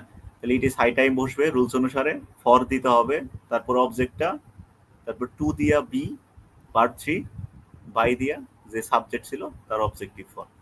ঠিক আছে, তাহলে এই দুই রকমেরই আসতে পারে ইট ইজ হাই টাইম বা ইট ইজ টাইম দিয়ে। সো এটা খেয়াল রাখো। তাহলে এই এত রকমের ইনফিনিটিভ হইতে পারে। আচ্ছা, আরো একটা মনে হয় বাকি আছে। আচ্ছা, এইটাও দেখো, এইটাও এইটাকে আমরা একদম ফার্স্ট রুলস এর সাথে কম্পেয়ার করতে পারি। এটা বইয়ে অনেক সময় আলাদা করে লেখা আছে, তো এই জন্য আমি লিখছি আর কি। এটা বই দেওয়া আছে একদম, এটা যে ফার্স্ট রুলস ছিল সেটার মতো দেখতে পারো, সেটার মতো বিবেচনা করতে পারো, একই রকম। তাহলে এইখানে সবার লাস্টে কি দেওয়া আছে, টু সলভ দেওয়া আছে। সো ওইখানেও আমরা কি করছি, টু বি দিয়ে ভার্ব থ্রি দিছি না, এইখানেও সেম জিনিস, টু দিয়ে বি দিয়ে ভার্ব থ্রি দিছি। তার মানে অ্যাডজেক্টিভ যদি দেওয়া থাকে, কি দেওয়া থাকে, অ্যাডজেক্টিভ যদি দেওয়া থাকে তারপরে, তার মানে এইটা আসলে অ্যাডজেক্টিভ ফ্রেজ আছে না সেইটা। তার মানে অ্যাডজেক্টিভ ফ্রেজ আকারে যদি কি দেওয়া থাকে, ইনফিনিটিভ দেওয়া থাকে, অ্যাডজেক্টিভ না সরি, এটা অ্যাডভার্বিয়াল ফ্রেজ হবে। কারণ এই to solve easy K modify করানো বোঝাচ্ছে। ঠিক আছে, তাহলে অ্যাডজেক্টিভ দিয়ে যদি দেওয়া থাকে এইখানে, তারপরে ধরো এটা অ্যাডভার্ব, কথার কথা অ্যাডভার্ব, তাহলে এইরকম আকারে যদি ইনফিনিটিভ দেওয়া থাকে তাহলে শুধু বি দিয়ে ভার্ব থ্রি দিলেই হবে। দেখলেই বুঝতে পারবা। শুধু এই দু একটা জিনিস মনে রাখো, ইজি হার্ড ডিফিকাল্ট দিয়ে যদি, আরে এইখানে সরি, যদি এরকম প্রশ্ন দেওয়া থাকে কখনো, তাহলে শুধুমাত্র কোনো পরিবর্তন নাই, টু বি দিয়ে ভার্ব থ্রি দিলেই হবে। সো বিভিন্ন রকমের ইনফিনিটিভ আসতে পারে। আমরা সবগুলো ইনফিনিটিভ একদম ক্লিয়ার করে বলে দিছি, এছাড়া খুব একটা ইনফিনিটিভ নাই। এখন যারা মনে করতেছো যে ইনফিনিটিভ বইয়ে আছে, বইয়ে কিন্তু এত রুলস পাবা না, কোনো বইয়ে এত রুলস পাবা না। তোমরা দেখতে পারো যতগুলা ইংলিশের বই আছে সবগুলাই চেক করতে পারো, এতগুলা রুলস একসাথে কোনো বইয়ে পাবা না। একটা কোথাও কোথাও এটা আছে, অথবা কোথাও প্রথমটা আছে, কোথাও লাস্টেরটা আছে। সো এই যে এইখানে এই স্লাইডে ইনফিনিটিভের যতগুলো রুলস আছে, যদি একবার ভালো করে পড়ো, পরীক্ষায় আর কোনোদিন ইনশাআল্লাহ ইনফিনিটিভ নিয়ে আর আটকাবা না। ইনফিনিটিভের যদি ভয়েস চেঞ্জ করতে বলে একদম পারবা। সো এই যে কয়টা রুলস এখানে লেখা আছে 6-7টা, অবশ্যই অবশ্যই ভালো করে দেখে যাবা। যদি ইনফিনিটিভ নিয়ে প্রশ্ন আসে যে কোনো ধরনের, অ্যাডমিশন হোক বা যত পরে যাও জীবনে, কোথাও কোনো বইয়েও এতগুলো রুলস দেওয়া নাই। বাংলাদেশে যত ভালো বই, ইংলিশ গ্রামার বই বলো না কেন, এতগুলা রুলস দেওয়া নাই। সো আমি সব জায়গা থেকে কালেক্ট করে এই রুলস গুলো দিছি এইখানে, সেগুলো একটু দেখো। দেখো এবার একটা প্রশ্ন দেওয়া আছে প্যাসিভ টু অ্যাক্টিভ, যে এরকম প্রশ্ন আসতে পারে, যেমন এটা আসছে গতবার। তো আমরা স্ট্রাকচারটা লিখছিলাম যে কেমন, যে প্যাসিভ করতে হলে অবজেক্টটাকে সাবজেক্ট করি, টেন্স অনুসারে অক্সিলারি ভার্ব বসাই, তাই না? তাহলে এটাকে উল্টা দিকে নিয়ে যাবো এবার। তার মানে আগে সাবজেক্ট থাকবে, তারপরে মেইন ভার্ব থাকবে, তারপর অবজেক্ট থাকবে, এরকম স্ট্রাকচার হবে আমাদের। তাহলে এখন দেখি মাই বুক, তাহলে এটা কি অবজেক্ট, অবশ্যই শুরুতে বসাইছি। হ্যাজ বিন, তার মানে বোঝা যাচ্ছে এটা present perfect tense, present perfect tense, তাই না? তাহলে প্রেজেন্ট পারফেক্ট টেন্সে আমরা জানি কি হয়, সাবজেক্টের পরে হ্যাভ হ্যাজ বসে, হ্যাভ হ্যাজ, তারপর ভার্ব থ্রি বসে, এটা হলো অ্যাক্টিভ, তাই না? তাহলে এখানে এইটা হইলো সাবজেক্ট সবার লাস্টে থাকে, তাহলে তাকে প্রথমে লিখবো। যেমন এখানে সবার প্রথমে সবারই আই দেওয়া আছে, নো প্রবলেম। তাহলে এইটা তো দেওয়া নাই, তাহলে এটা বাদ, আই। তারপর দেখো যেহেতু প্রেজেন্ট ইনডিফিনিট টেন্স, হ্যাভ আর হ্যাজ দিয়ে দেওয়া থাকবে, এখানে হ্যাভ হ্যাজ কিছুই দেওয়া নাই, তাহলে এটাও বাদ।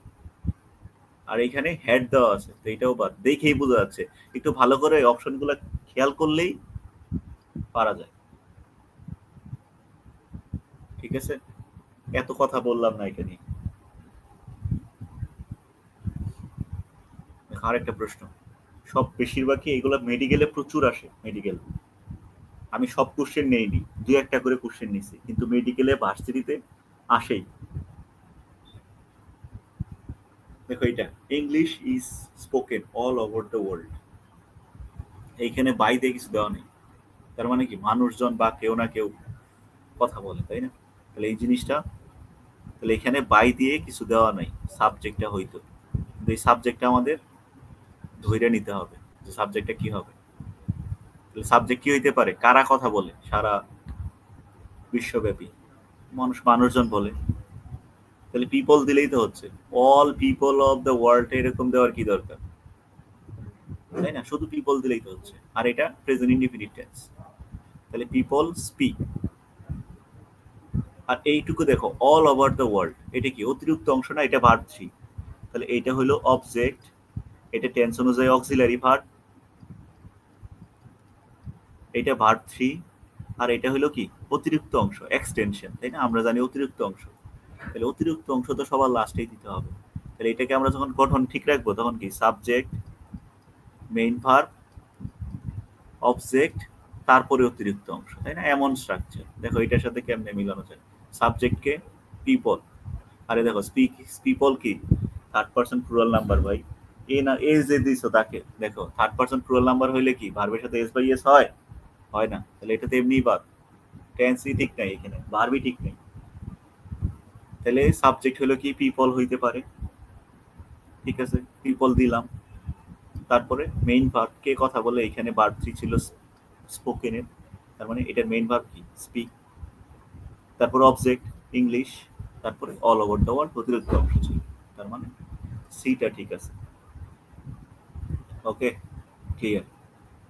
তাহলে এই ছিল আমাদের ভয়েস চেঞ্জ নিয়ে কথা। অনেক রুলস বলি নাই, অনেক রুলস যেগুলা তোমরা আগে পড়ছো, যেমন ওই যে আরেকটা রুলসের কথা বলি নাই, সেটা একটু বলি, যে কোয়াসি প্যাসিভ নিয়ে একটা রুল ছিল, তাই না? দেখতে প্যাসিভের মতো, কোয়াসি প্যাসিভ, এগুলো পরীক্ষায় আসে না ভাই, যেরকম আসে আমি একটা একটা স্ট্রাকচার নিয়ে কথা বলি শুধু।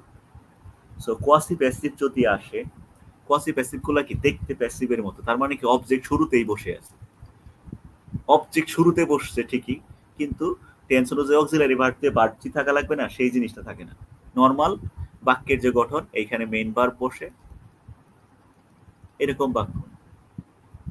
প্যাসিভ হইলে কি হইতে হয়, অবজেক্ট শুরুতে থাকে ঠিক আছে, তারপরে কিন্তু আমাদের একটা টেন্স অনুযায়ী অক্সিলারি ভার্ব, তারপরে ভার্ব থ্রি থাকে। কিন্তু কোয়াসি প্যাসিভ গুলো এরকম থাকে না, তার অবজেক্ট থাকে, মেইন ভার্ব থাকে। নরমালি অ্যাক্টিভ কি থাকে, সাবজেক্ট শুরুতে থাকে।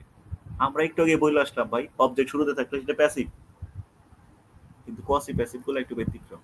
সো এটা একটা রুলসেই মনে রাখবা, যদি কোয়াসি প্যাসিভ থাকে তাহলে অবজেক্ট তো অলরেডি শুরুতে বসে আছে, তাকে তো আর কিছু করার দরকার নেই, শুধু এখানে একটা টেন্স অনুযায়ী অক্সিলারি ভার্ব বসাইলেই হবে।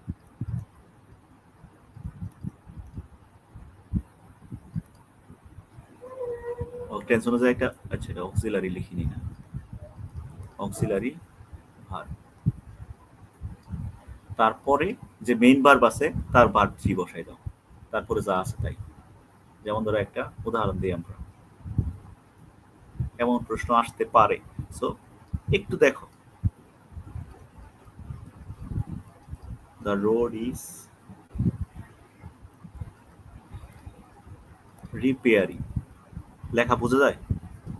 দ্য রোড ইজ রিপেয়ারিং, রাস্তাটা নির্মাণ করা হচ্ছে। এখন দেখুন রাস্তা তো আর নিজে নিজে নির্মাণ করে না, কেউ নির্মাণ করতেছে, তাহলে এইটা তো অবজেক্ট অলরেডি শুরুতে বসে আছে, তাহলে এইটা আসলে কি কোয়াসি প্যাসিভ, তাহলে এটা কেমন কোয়াসি প্যাসিভ। এইরকম যদি থাকে, যেমন এই যে আর এরকম যেগুলো আছে, এই একটা মনে রাখতে হবে, ওগুলার আর না যায়। যেমন এই যেরকম আছে না, হানি সুইট এই সেই এরকম, আরে এত হয়ে গেল কেন, হানি সুইট, ওগুলা কি করি এইখানে জাস্ট একটা টেস্টেড বসাই দিই, হানি টেস্টেড সুইট, তাই না? এগুলা জানো তোমরা, এই একটা রুলস পড়লেই তো হয়, তাই না? এইখানেও সেম, তাহলে একটা অক্সিলারি ভার্ব তো দেওয়াই আছিস, জাস্ট খালি এখানে যেহেতু কন্টিনিউয়াস তাহলে বিং দিলেই হচ্ছে। তাহলে দ্য রোড যা আছে থাকলো, ইজ যেহেতু টেনশন অক্সিলারি ভার্ব তো ইজি হবে, রোডের পরে তার আর হয়ে যাবে না। তারপরে যেহেতু কন্টিনিউয়াস থাকলে আমরা বিং নিয়ে আসি, শুধু বিং এক্সট্রা নিয়ে আসলাম, আর রিপেয়ারের ভার্ব 3 রিপেয়ার। এই একটা রুলস মনে রাখলেই হয়ে যাবে। ওকে, তাহলে এটা হলো কোয়াসি প্যাসিভ নিয়ে আলোচনা। এই বুঝতেছো তোমরা কোয়াসি প্যাসিভ?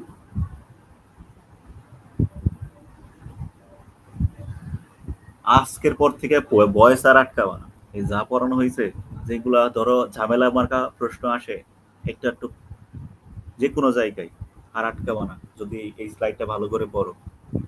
বয়স শেষ, এই দেখো ডিগ্রি কি পড়াইতে হবে কিনা, ডিগ্রি নিয়ে কিছু মনে হয় কি দেওয়া আছে এখানে, প্রশ্ন দেওয়া আছে শর্টকাট। দেখো, what is the superlative degree of the word reveal. এখন ডিগ্রির কয় রকমের প্রশ্ন আসে, একটা হলো ডিরেক্ট ওয়ার্ড দেওয়া থাকে, একটা হলো কি ডিরেক্ট ওয়ার্ড দেওয়া থাকে, এই ওয়ার্ডটার বলে যে এটার সুপারলেটিভ ফর্ম কি, পজিটিভ ফর্ম কি,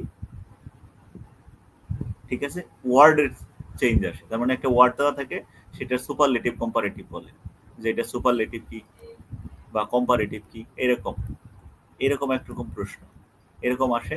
আরেকটা হলো ডিরেক্ট চেঞ্জ, ইন্টারচেঞ্জ, ঠিক আছে? আরেকটা হলো ডিরেক্ট চেঞ্জ, দুই রকমের প্রশ্ন আসে। সো এই ওয়ার্ডের যে সুপারলেটিভ কম্পারেটিভ এগুলো তো জানোই, নাকি পড়াইতে হবে?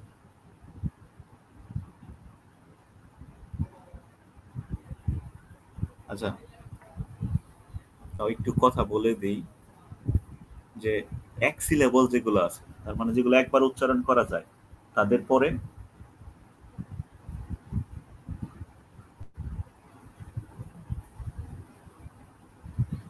কি বসে, ইয়ার এসটি যোগ করে সুপারলেটিভ কম্পারেটিভ করি, কি থাকলে এক সিলেবল, একটা সিলেবল যদি থাকে, একটা সিলেবল থাকলে ইয়ার আর এসটি যোগ করে সুপারলেটিভ কম্পারেটিভ করি। তারপরে লাস্টে ওয়াই থাকলে, শেষে ওয়াই থাকলে আইআর, তাই না? এগুলো জানো তোমরা, আইএসটি এইসব। আবার যদি এই ওয়াই এর আগে এনে কিন্তু কনসোনেন্ট থাকতে হবে, কনসোনেন্ট থাকতে হবে, তাইলে কিন্তু আইআর আইএসটি হবে। এই ওয়াই এর আগে যদি ভাওয়েল থাকে তাইলে কিন্তু এইখানে আর আই ব্যবহার করা যাবে না, তখন ওই ওয়াই ওয়াই থাকবে, ঠিক আছে?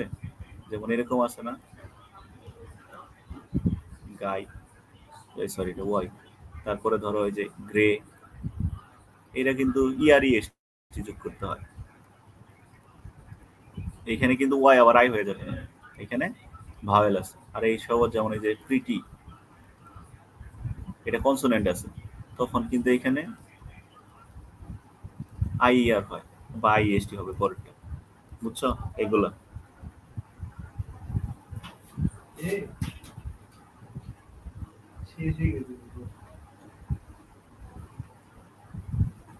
ঠিক আছে। আর দুই সিলেবল থাকলে সেগুলোর আগে মোর মোস্ট, এটা জানোই, দুই সিলেবল থাকলে মোর মোস্ট যোগ করতে হয়, মানে দুইয়ের অধিক। তাহলে দুইয়ের অধিক হইলে দুই বা দুইয়ের অধিক,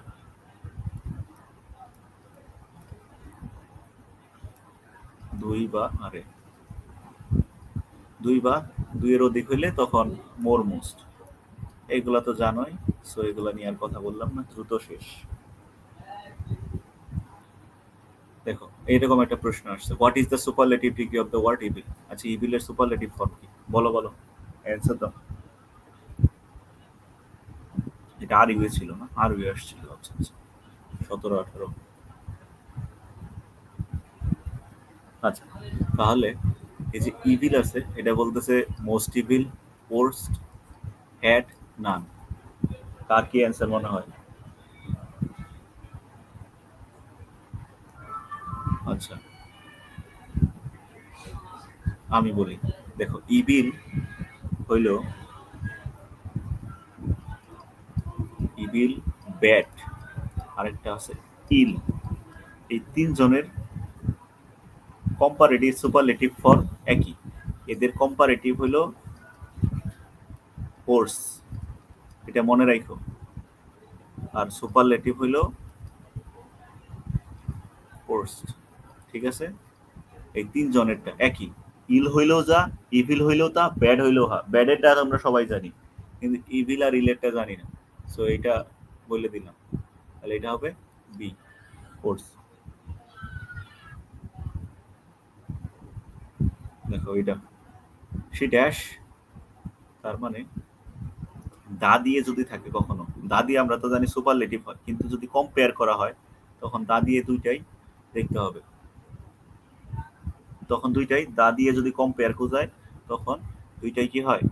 কম্পারেটিভ হয়। এইখানে কম্পেয়ারের যদি বোঝানো হয়, কম্পেয়ার করা হচ্ছে দুইটা জিনিসের ভিতরে। যেমন ধরো এই কাজটা বেশি করলে ওই কাজটাও বেশি হবে, এরকম কম্পেয়ার করা বোঝাইলে তখন দুইটাই কম্পারেটিভ হয়। ঠিক আছে, যেমন এই যে আমরা এটা রুলসটাও লিখে রাখছি যে যত তত যেমন তেমন বা আনুপাতিক হ্রাস বৃদ্ধি বোঝাইতে, যত তত যেমন তেমন আনুপাতিক হ্রাস বৃদ্ধি বোঝাতে কম্পারেটিভ ডিগ্রি হয়। ঠিক আছে, দা প্লাস কম্পারেটিভ, তাহলে এটা, তাহলে the harder she tried, the dash she perform. তাহলে দুইটাই কি হইতে হবে? কম্পারেটিভ হইতে হবে। দুইটাই কম্পারেটিভ কোথায় আছে? বি নাম্বারে, তাই না? এটা অ্যান্সার, বাকিগুলা নাই। শেষ। আচ্ছা, এইখানে আরেকটা জিনিস লিখে রাখছে, এগুলো দেখে নিও, মনে হয় দেখলে পারবা, শর্টকাটে লিখে দেওয়া আছে। যেমন এই যে আপের কিছু ব্যতিক্রম আছে যাদের সুপারলেটিভ ফর্ম অন্যরকম। যেমন এই যে আপেরটা, এখানে লেখা আছে আপেরটা কম্পারেটিভ হলো আপার, কম্পারেটিভ হলো আপার মোস্ট বা আপ মোস্ট। আউটেরও এরকম, এগুলো দেখে নিও তোমরা একটু, পড়াইলাম না এগুলো, পড়ানোর কিছু নাই, এগুলো মুখস্থ টাইপ। এখন দেখো আরেকটা আছে, এখানে কিছু আছে ল্যাটিন কম্পারেটিভস, কিছু আছে ল্যাটিন কম্পারেটিভ আছে, যেগুলা এই যে senior, superior, prior, junior, inferior, এইসব এইসব হলো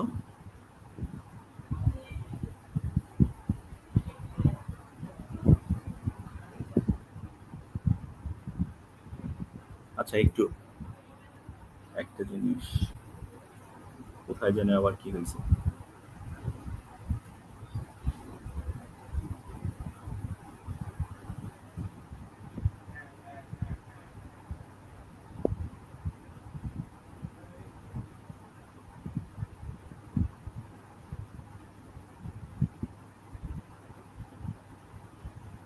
আচ্ছা, এগুলো সব ক্লাস একবার আপলোড দিয়ে দেওয়া হয়েছে নাকি আমার আজকে? আচ্ছা যাই হোক, দেখো আচ্ছা সরি, আচ্ছা এইখানে ল্যাটিন কম্পারেটিভ যেগুলো আছে, এদের পরে আমরা নর্মালি কি জানি, দেন বসাইতে হয় না কম্পারেটিভ করলে, কিন্তু এদের পরে টু বসাইতে হয়, এতটুকুই ব্যতিক্রম। আমরা নর্মালি কি জানি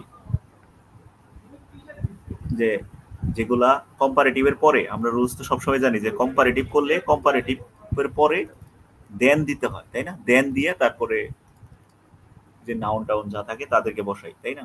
এখন যদি এই ল্যাটিন কম্পারেটিভ গুলো থাকে তখন আমরা এদের পরে টু দিতে হয়, দেন না হয়ে তাদের পরিবর্তে কি হয়, টু হয়। এতটুকুই মনে রাখলে হবে এখানে। যেমন এখান থেকে সঠিক সেন্টেন্সটা দেখতে বলছে, তো এই সিনিয়র যেহেতু এটা একটা ল্যাটিন কম্পারেটিভ, তাহলে টু দিয়ে হবে, তাই না? তাহলে এটার অ্যান্সার কি হবে, বি হবে, he is junior to me. ঠিক আছে, ল্যাটিন কম্পারেটিভ হলে এই রুলস।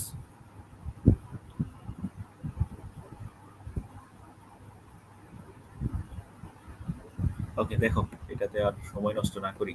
আচ্ছা, আর বলো আমাদের কি ডিগ্রিতে আর পড়াইতে হবে কিনা? ডিগ্রি কি পড়াইতে হবে? তোমরা একটু বলো যে রুলস গুলা পড়াইতে হবে কিনা চেঞ্জের। তাহলে পড়াবো, না হলে পড়াবো না। সময় নেই, ন্যারেশন তো পড়াইতেই পারলাম না, অলরেডি 11টার উপরে বেজে গেছে। তোমরা যদি থাকো তাহলে আমি ন্যারেশনটা পড়াবো, অথবা ডিগ্রিটাও রুলস গুলা পড়াবো। সব কি ঘুমাই গেছো নাকি?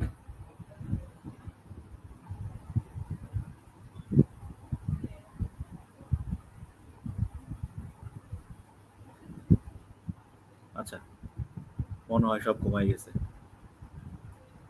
ঠিক আছে,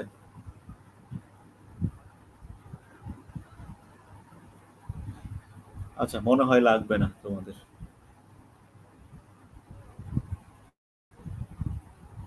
তাহলে আমরা আর এটাতে সময় নষ্ট করব না। দেখো প্রশ্ন একটা আছে, সেটা শুধু চেঞ্জ প্রশ্নগুলো দেখি।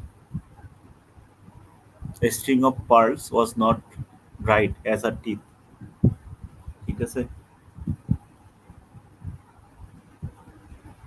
তাহলে এটাকে অনেকবার আসছে, বিসিএস এ 2বার আসছে। এই প্রশ্নটা একটু দেখো, এটাকে কম্পারেটিভ ফর্ম বলছে, যে নিচের কোনটি সঠিক কম্পারেটিভ, তার মানে কম্পারেটিভ চেঞ্জ করতে বলছে। A string of pearls was not so bright as her teeth. আচ্ছা, এখানে রুলসটা হইলো যে যদি দুইটা জিনিসের ভিতরে কম্পেয়ার বোঝায়, তাহলে কিসের ভিতরে, শুধু দুইটা জিনিসের ভিতরে, দুইটা জিনিস বা দুইটা ব্যক্তি, দুইটা জিনিস বা দুইটা ব্যক্তি, এই দুইটা জিনিস বা দুইটা ব্যক্তির ভিতরে যদি কম্পেয়ার হয় তখন কি হবে। এরকম যদি হয় তাহলে রুলসটা ছিল এরকম, তাই না? যে আমরা স্ট্রাকচারটা লিখি তাহলে ভালো হবে। ধরো আমরা কথার কথা এটাকে সাবজেক্ট 1 দিলাম, তারপরে ভার্ব, যদি সেটা কি হয়, কম্পারেটিভ হয়, তখন স্ট্রাকচারটা কেমন হয়, সাবজেক্ট 1 তারপর ভার্ব, তারপরে এটা যেহেতু অ্যাডজেক্টিভের আলোচনা, অ্যাডজেক্টিভের কম্পারেটিভ হবে, তাই না? কম্পারেটিভ ফর্ম, তারপরে দেন প্লাস দ্বিতীয় সাবজেক্ট, তাই না? এমন হয়। তো এটাকে আমরা যদি পজিটিভ করি তখন এই যে পরের সাবজেক্টটা মানে সাবজেক্ট 2টাকে সামনে নিয়ে আসতে হয়। তো সেম জিনিসটা যখন আমি এই দিক থেকে পজিটিভ থেকে কম্পারেটিভে যাব তখন একই কাহিনী, সাবজেক্টটাকে শুরুতে নিয়ে আসতে হবে, পরের যেটা আছে দেন এর পরে বা এজ এর পরে তাকে শুরুতে নিয়ে আসতে হয়, তারপরে এইখানে ভার্বটা দিয়ে নেগেটিভ করতে হয়। যদি এখানে নেগেটিভ না থাকে তাহলে এটাই নেগেটিভ করতে হবে, আর যদি নেগেটিভ থাকে তাহলে নেগেটিভ বাদ দিতে হবে, পজিটিভ করতে হবে। ওকে, তাহলে নেগেটিভ থাকলে বাদ দিতে হবে, আর না থাকলে করে নিতে হবে। তারপরে এস অ্যাডজেক্টিভের পজিটিভ ফর্ম,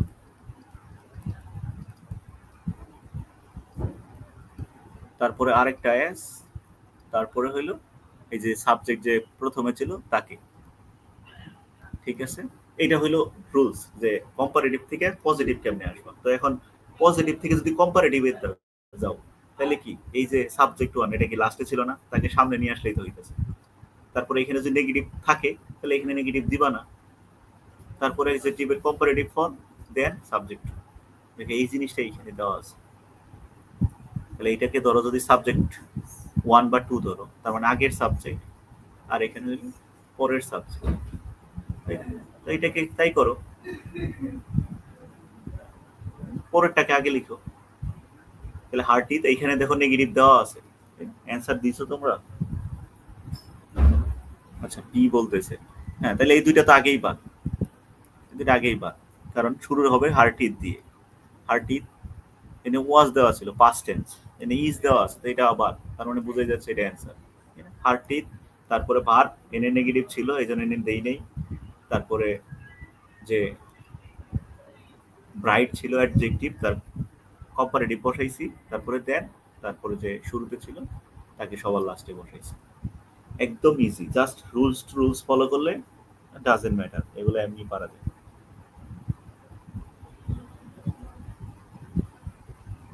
ঠিক আছে, মনে হয় সব ঠিক আছে। ওকে, তারপরে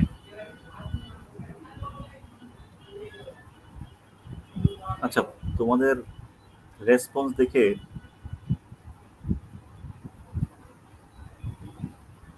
মনে হচ্ছে আর ক্লাস না আগাই। তোমরা রুলস পড়তে চাও কিনা তাও জানি না। অলরেডি অনেক সময় হয়ে গেছে, এত সময় হয়ে গেল।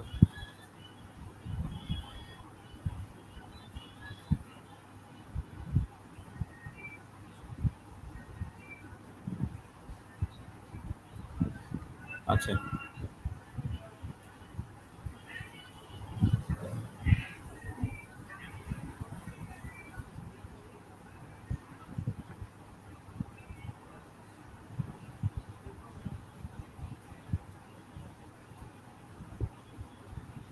আচ্ছা, শুধু ন্যারেশনের রুলস না পড়াই তোমাদের, শুধুমাত্র এটা পড়াবো। কিছু প্রশ্ন দেওয়া আছে, প্রশ্নগুলো সলভ করে দিচ্ছি। ন্যারেশনের রুলসও তোমরা পারো। দেখো, শুধু যে প্রশ্নগুলো একটু দেখো, যারা যে কয়জন আছো তারাই দেখো, যাদের দরকার আছে রিয়েলি তারাই আছে। ঠিক আছে, অথবা পরে ক্লাসটা দেখে নিও, সমস্যা নেই। দেখো, আমি প্রশ্নগুলো দিয়ে রাখছি, আমি এগুলো সলভ করে দিচ্ছি, সাথে সাথে রুলস গুলো বলে দিচ্ছি। তো প্রথম কথা, যদি এটাকে কি বলে, রিপোর্টিং ভার, তাই না? রিপোর্টেড ভার, এটা কি বলে? রিপোর্টিং ভার্ব বলে বা রিপোর্টেড ভার্ব বলে, তাই না? এটা হলো রিপোর্টেড ভার। তো ন্যারেশনের যে ব্যাপারটা, ন্যারেশন চেঞ্জ করতে হইলে, ডিরেক্ট ও ইনডিরেক্ট করতে হইলে আমাকে দুইটা জিনিস চেঞ্জ করতে হয়, তাই না? ন্যারেশন চেঞ্জ করতে হলে দুইটা জিনিস চেঞ্জ করতে হয়। আচ্ছা, মাঝখানে কিন্তু অনেক পেজ ফাঁকা আছে, যখন তোমাদের পিডিএফ দেওয়া হবে তোমরা একটু খেয়াল করো যে পরে আরো ছিল, কারণ আমরা এখানে রুলস গুলো পড়ানোর জন্য ফাঁকা রাখছিলাম, তোমরা যেহেতু পড়তে চাচ্ছ না এই জন্য আর পড়াইনি।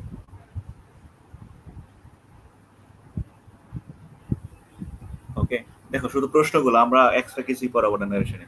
প্রশ্নগুলো ডিরেক্ট থেকে ইনডিরেক্ট করতে হলে রিপোর্টেড পার্ট যদি প্রেজেন্ট টেন্সের হয়। আচ্ছা, আরেকটা কথা বলে নেওয়া হয় না, যে ডিরেক্ট থেকে ইনডিরেক্ট করতে হলে দুইটা জিনিসের চেঞ্জ হয়, একটা হলো পার্সন আর একটা হলো টেন্স। এই দুইটা জিনিস চেঞ্জ করতে হয়, একটা হলো পার্সন আর একটা হলো টেন্স। তো যদি রিপোর্টেড ভার্বটা যদি প্রেজেন্ট টেন্সের হয়, তখন এই টেন্সের পরিবর্তনটা হয় না, যা আছে তাই থাকে। ঠিক আছে, শুধু পার্সনের পরিবর্তন হবে। আর রিপোর্টেড ভার্ব যদি পাস্ট টেন্সের হয়, তাহলে সেইখানে এই রিপোর্টেড স্পিচের ভিতরে ভার্বের পরিবর্তনটা হবে। ঠিক আছে, এই পরিবর্তন তোমরা জানো। দেখো প্রশ্নটা দেখো শুধু, আই হ্যাড এ কি স্টারডে।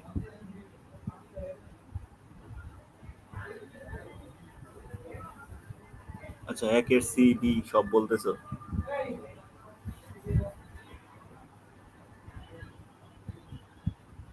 আচ্ছা, ডিগ্রির শুধু যে 3-4টা রুলস আছে, ডিগ্রি থেকে তেমন প্রশ্ন আসে না, ডিগ্রি তেমন ইম্পর্টেন্ট না, খুব একটা প্রশ্ন আসে না। শুধুমাত্র যে একটু রুলস গুলো আগে পড়ছো, 3-4টা রুলস ছিল না যে, দেখো আমি একটু শর্টকাটে ডিগ্রির কথাটা একটু বলে দেই, তাহলে ডিগ্রি নিয়ে আর আলোচনাই হবে না। ডিগ্রির এরকম রুল ছিল না যে, আমি শর্টকাটে লিখে দিচ্ছি যে তোমরা দেখে নি পুরোগুলো, পজিটিভ, কম্পারেটিভ, শর্টকাট একদম, সুপারলেটিভ। দেখো এইখানে দা প্লাস অ্যাডজেক্টিভের সুপারলেটিভ থাকবে, সেটাকে আমরা এখানে কি দিই, পরিবর্তনটা কোথায়, শুধু দেন এনি আদার বসাও, তাই না? যা আছে তাই, শুধু দেন এনি আদার। আর এইখানে পজিটিভে কি বসে, নো আদার। এইটার স্ট্রাকচারটা আমি লিখে রাখি, নো আদার। এরপরে এই যে দেখবে অ্যাডজেক্টিভের পরে অবশ্যই তাহলে কি নাউন থাকবে, সেই নাউন থেকে বাকি অংশ, নাউন থেকে বাকি অংশ। তারপরে ভার্ব, এই ভার্বটা অবশ্যই সিঙ্গুলার হবে, এই ভার্বটা কি হবে? সিঙ্গুলার হবে। তারপরে এস বা সো, তারপরে পজিটিভ, এখানে পজিটিভ ফর্ম অ্যাডজেক্টিভ, তারপরে আবার এস, সবার লাস্টে সাবজেক্ট। ঠিক আছে, শর্টকাট, আমি কোনো ইয়া দিচ্ছি না, এক্সাম্পল দিচ্ছি না, তোমরা জানো এগুলো আগেরই। তাইলে আর এখানে আরেকটা কথা, এইখানে অনেক সময় অফলও থাকে, এখানে অফলও থাকে, এই দা দিয়ে অ্যাডজেক্টিভ সুপারলেটিভ ফর্ম আছে, তারপরে অফলও আছে। যদি অফল থাকে তাহলে এখানে শুধু পরিবর্তন এতটুকুই, দেন অল আদার দিতে হবে। ঠিক আছে, এখানে দেন অল আদার বসবে, আর এখানে এটা যা আছে তাই। অফলটা ওই অ্যাডজেক্টিভে পরে দেওয়া থাকে, দেখলেই বুঝতে পারবো, এক্সাম্পল আর দিচ্ছি না, শর্টকাটে। তাহলে এটা হলো এমন, দেন অল আদার, এতটুকু পরিবর্তন মনে রাখলেই হবে। এইখানে আরেকটা আছে, ওয়ান অফ দ্য থাকবে। এই রুলস গুলা জাস্ট তোমাদের মনে করে দিতেছি। দেন মোস্ট আদার, আর এইখানে ভেরি ফিউ দিয়ে, ভেরি, আরে সরি, ভেরি ফিউ, তাই না? ভেরি ফিউ এর পরে ওই এইরকম স্ট্রাকচার যা আছে তাই, শুধু ভার্বটা, এই ভার্বটা প্লুরাল। ঠিক আছে, এই ভার্বটা প্লুরাল হবে। তো এই তো, আর আরেকটা রুলস তো বলছি যে এখানে, যে দুইটা সাবজেক্ট থাকলে কি করতে হবে। এই যে দুইটা সাবজেক্ট থাকলে কি হবে, এটা হলো 3 নাম্বার রুলস। এই 3টা রুলস পড়লেই শেষ, ডিগ্রি নিয়ে আর পড়তে হবে না। দেখো ন্যারেশনের চেঞ্জ গুলো শুধু, তাহলে এটা বললাম যে রিপোর্টেড ভার্ব প্রেজেন্ট টেন্সের হইলে তাহলে কি আর চেঞ্জ হয় না, ভার্বের চেঞ্জ হয় না, শুধু কমা ইনভার্টেড কমার পরিবর্তে দ্যাট বসাইলেই হবে, যেহেতু এটা অ্যাসার্টিভ সেন্টেন্স, তাই না? তাহলে এখানে দেখো শি সেইসি থেকে যাবে, তাহলে এটা সেইড দেওয়া আছে, এটা বাদ, এইখানে সেইজ আছে, এইখানে আছে, তাহলে এই দুইটা বাদ, এইখানে কিছু একটা হবে, সেইজ দ্যাট। আই, তো পার্সন তো পরিবর্তন করতে হবে, ফার্স্ট পার্সন থাকলে কি অনুসারে পরিবর্তন হয়, সাবজেক্ট অনুসারে। তাহলে এখানে কি হবে, শি, এইখানে শি, ঠিক আছে। আর এটা হ্যাড দেওয়া আছে, হ্যাড এ হেডেক, তার মানে কি এটা পাস্ট ইনডিফিনিট, এটা পাস্ট ইনডিফিনিট। তাহলে পাস্ট ইনডিফিনিট হইলে আমাদের কি করতে হবে, পাস্ট পারফেক্ট করতে হবে। ও আচ্ছা সরি, এইখানে তো আর চেঞ্জ করতে হবে না, কারণ এটা যেহেতু প্রেজেন্ট টেন্সে আছে, তাহলে এটা চেঞ্জ করতে হবে না, যা আছে তাই, শুধু পার্সন পরিবর্তন করো। এইখানে তো শি দেওয়া আছে, হ্যাড দেওয়া আছে, হেডেক, এই ই স্টার্টে থাকলে আমরা জানি দা প্রিভিয়াস ডে হয়, তাহলে ই স্টার্টের পরিবর্তে দা প্রিভিয়াস ডে, তাহলে অ্যান্সার হলো সি। এইখানে ই স্টার্টে দিয়ে রাখছে, তাহলে এটাও ভুল। আচ্ছা, এখানে প্রিভিয়াস ডে চেঞ্জই করে না, এটা তো কোনো এটাই কোনোটাই ঠিক নাই, কারণ এখানে প্রেজেন্ট টেন্স, আচ্ছা হ্যাঁ, ভার্ব যা আছে তাই, চেঞ্জ প্রেজেন্ট টেন্স হয়ে গেছে। ওকে, এটা পাস্ট টেন্সে থাকলেও এটাকে প্রেজেন্ট টেন্সে করতে হবে, এটা সি, ঠিক আছে, এটা সি অ্যান্সার। কিন্তু এটা এটা ভুল দেওয়া আছে, এটা ভুল উঠছে হয়তো, এটা হ্যাড হবে, হ্যাড হবে, ঠিক আছে। She had a headache previous day, ভুলে হয়তো হ্যাজ উঠে গেছে। ওকে, শেষ এটা, এটা নিয়ে আর কথা বলতে চাই না। তারপরে দেখো, she said I taught in many school. What is the indirect speech of the sentence? তাহলে এটারও ইনডিরেক্ট করতে বলছে, এমবিবিএস এর প্রশ্ন ছিল মেডিকেলের 19-20। তাহলে এটা কি হবে, কমা ইনভার্টেড কমার পরিবর্তে দ্যাট, ফার্স্ট পারসন আছে, তাহলে সাবজেক্ট অনুসারে পরিবর্তন, সাবজেক্ট শি, তাহলে শি দিতে হবে, এটা তো বাদ, আগেই বাদ। সেইড দ্যাট, ঠিক আছে, এইখানেও দ্যাট নাই, তো এটাও বাদ। তারপরে আই পরিবর্তন হয়ে শি হবে, শি হবে। দেখো এখানে কিন্তু ভার্ব পরিবর্তন করাইতে হবে, যেহেতু এটা পাস্ট ইনডিফিনিট, পরিবর্তন হয়ে পাস্ট পারফেক্ট হয়ে যাবে। ওকে, তাহলে এখানে পাস্ট পারফেক্ট হইলো হেড দিয়ে ভার্ব থ্রি, সঠিক অ্যান্সার হইলো বি। তাহলে এটা পাস্ট ইনডিফিনিটি আছে। তাহলে টেন্সের পরিবর্তনটা কেমন, টেন্সের পরিবর্তনটা কেমন হয়,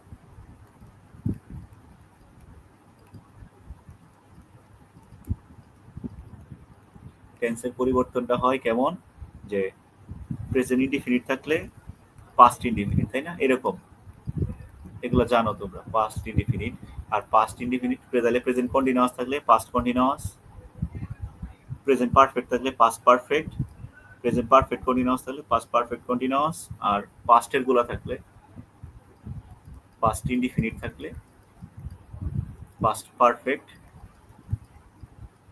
পাস্ট কন্টিনিউয়াস থাকলে পাস্ট পারফেক্ট কন্টিনিউয়াস, আর বাকিগুলা পরিবর্তন নেই। আর ফিউচারের যেগুলো আছে ওগুলা সব মডেল অক্সিলারি। মডেল অক্সিলারি হইলে পরিবর্তন তোমরা জানো যে শ্যাল বা উইল যদি থাকে তাহলে সেটা পরিবর্তন হয়ে উড হয়ে যায়, আর ক্যান থাকলে কুড, এইসব জানো। ক্যান থাকলে কুড বা এরা থাকলে পরিবর্তন নাই, উড কুড যদি থাকে তাহলে কোনো পরিবর্তনই নাই। ওকে, তাহলে এখানে আমরা আর অত কথা না বলি, তাহলে এটা অ্যান্সার বি হচ্ছে। তারপরে এই যে এখানে দেওয়া আছে must, the teacher said you must obey the rules. আচ্ছা, এখানে মাস্টের একটা ব্যাপার আছে। মাস্ট থাকলে যেহেতু মাস্ট একটা মডেল অক্সিলারি, তাহলে মাস্ট তার পরিবর্তন হয় না। কিন্তু মাস্ট পরিবর্তন হয় কখন জানো? যখন মাস্ট দ্বারা অবশ্যই পালনীয়, মাস্ট দ্বারা এমন কাজ বোঝাচ্ছে যেটা অবশ্যই করা উচিত। মাস্ট লেখাটা ভালো হয়নি।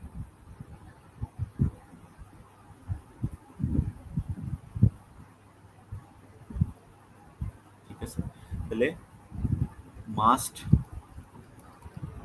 কেমন হবে?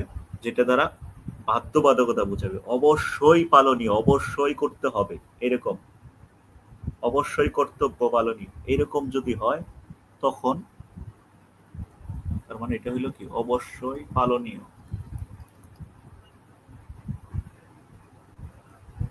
করতে হবে লিখে রাখি। তার মানে একদম বাধ্যবাধকতা বোঝাচ্ছে। তখন মাস্ট পরিবর্তন হয়ে যায় ইনডিরেক্ট ন্যারেশনে, তখন হ্যাড টু হয়ে যায়। ঠিক আছে, তখন মাস্ট কি হয়ে যায়? হ্যাড টু হয়ে যায়। আর যদি মাস্ট এক দ্বারা মানে মোটামুটি চলে এরকম বোঝায়, তাহলে মাস্টের পরিবর্তন হয় না। যেমন এইখানে ব্যাপারটা দেওয়া আছে, দেখো, you must obey the rules. The teacher যেহেতু বলছে, তাহলে অবশ্যই পালনীয় ব্যাপার, অবশ্যই পালনীয় ব্যাপার। এবং এটা এগ্রিতে আসছিল, গুচ্ছতে, এগ্রি গুচ্ছতে আসছে, 24-25 প্রশ্ন ছিল। তাহলে এই মাসটা পরিবর্তন হয়ে কি হয়ে যাবে? হ্যাড টু হয়ে যাবে। টিচার যেহেতু বলছে, তাহলে অবশ্যই অবশ্যই পালনীয় ব্যাপার। The teacher said that, said that আছে, সেইড দ্যাট আছে। ওকে, তাহলে এখানে ইউ হয়ে যাবে কি? পরিবর্তন হয়ে, যেহেতু আমাকেই বলতেছে, যেহেতু এখানে আর কেউ নাই, বুঝাই যাচ্ছে দুইজন কনভারসেশন। আই, সবার ক্ষেত্রে আই দেওয়া আছে, ঝামেলা নাই। মাসটা পরিবর্তন হয়ে যাবে হ্যাড টু। জাস্ট এইটা খেয়াল রাখলেই হয়ে যাচ্ছে। তাহলে অ্যান্সার হচ্ছে বি। ঠিক আছে, অ্যান্সারটা হচ্ছে কি? বি। তাহলে the teacher said that I had to ওবে the rules. Okay, just খেয়াল রাখবা যে মাস্ট দ্বারা যখন অবশ্যই করতে হবে, অবশ্যই পালনীয়, এরকম হইলে মাস্ট পরিবর্তন হয়ে যায়, তাছাড়া মাস্ট মাস্টই থাকে। ঠিক আছে, এতটুকুই কথা। তারপরে এখন আসো প্রশ্নবোধক। যদি প্রশ্ন দেওয়া থাকে তাহলে আমরা কি কি পরিবর্তন হয়? রিপোর্টেড ভার্ব যেটা আছে, এই সেইড, সেটা কিসে? ইন্টারোগেটিভ সেন্টেন্সে। ইন্টারোগেটিভ থাকলে তাহলে সেইড যে আছে বা সেইড টু, এরা পরিবর্তন হয়ে কি হয়? আস্কড হয়, তাই না? এগুলো আগের পড়ার রুলস, এগুলো আসলে না পড়াইলেও চলে, তোমাদের পারবা। আর যে কমা, ইনভার্টেড কমা আছে, তাদের পরিবর্তে ইফ বা হয়েদার, এই হয়েদারটাও মনে রাখো। ঠিক আছে, হয়েদার।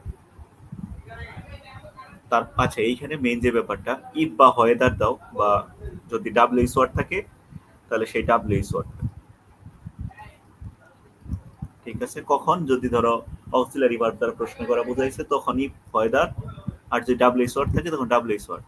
এখন এইখানের যে মেইন ব্যাপারটা, যে জিনিসটা ভুল হয়, সেটা আমি বলতে চাইতেছি যে ইফ বা হয়েদার বসাইলা, ডাব্লিউএস ওয়ার্ড বসাইলা, তারপরে ডিরেক্ট সাবজেক্ট বসাইতে হবে, অবশ্যই ডিরেক্ট সাবজেক্ট বসাইতে হবে, তারপরে ভার্ব। কখনো এমন কাজ করো না সাবজেক্টটাকে পরে দিয়া ভার্বটাকে আগে লিখলা, তাইলে কিন্তু হবে না। এটা কিন্তু ভুল হইতেই পারে। সো বি কেয়ারফুল এইখানে, যে ইফ বা হয়দার বসানোর পরে, ডাব্লিউএস ওয়ার্ড বসানোর পরে অবশ্যই।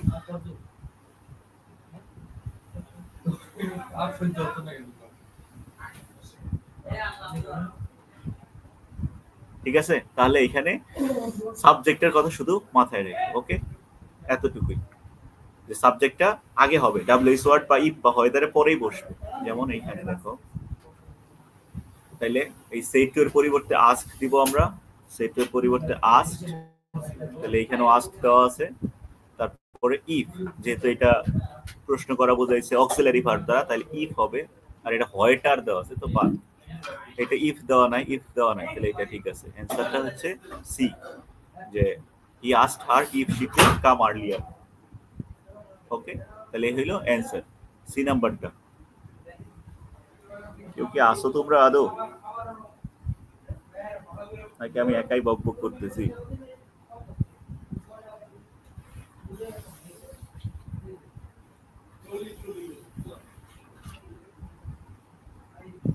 আচ্ছা, খুব একটা নাই, তারপরেও কিছু করার নাই। সি নাম্বারটা, এই যে এখানে বি নাম্বারটা যারা বলছে তারা কিন্তু বি ঠিক নাই। ওকে, সি নাম্বার অ্যান্সার, ইফ দেওয়া নাই, তাহলে এটা হবে সি। কেন সি? কারণ এই কমা ইনভার্টেড কমার পরিবর্তে ইফ, তারপরে সাবজেক্টটা ইউ পরিবর্তন হয়ে, আরে সরি সরি, এইখানেও মনে হয় ভুল উঠছে। না না স্যার, ঠিক আছে, এখানে ইউ ছিল, তাহলে এখানে হার অনুসারে সি হইছে, তারপরে ক্যান থাকলে কুড হয়, তারপরে ভার্বের বেস ফর্ম। ওকে, তাহলে অ্যান্সার সি, বি কিন্তু ঠিক নাই। ওকে, দেখো তারপরেরটা, why have you beaten my dog, he said to me. এটা বিসিএস এর একটা প্রশ্ন ছিল। এইখানে আমি এইটা কেন দিছি, যে তুমি যদি কারোর কাছে ধরো একটা কৈফিয়ত চাও, যে তুমি কেন এই কাজটা করছো, কেন এই কাজটা করছো, এরকম কৈফিয়ত চাওয়া হয় না, তখন আমরা আস্কের পরিবর্তে তখন আমরা ডিমান্ডেড ব্যবহার করি। তখন কি ব্যবহার করি? ডিমান্ড ব্যবহার করি। তাহলে এই ডিমান্ড ব্যবহার করা যাইতে পারে। তাহলে এখানে এই জিনিসটাই করছে, আস্কের পরিবর্তে ডিমান্ড দিছে। He asked me why, sorry এইখানে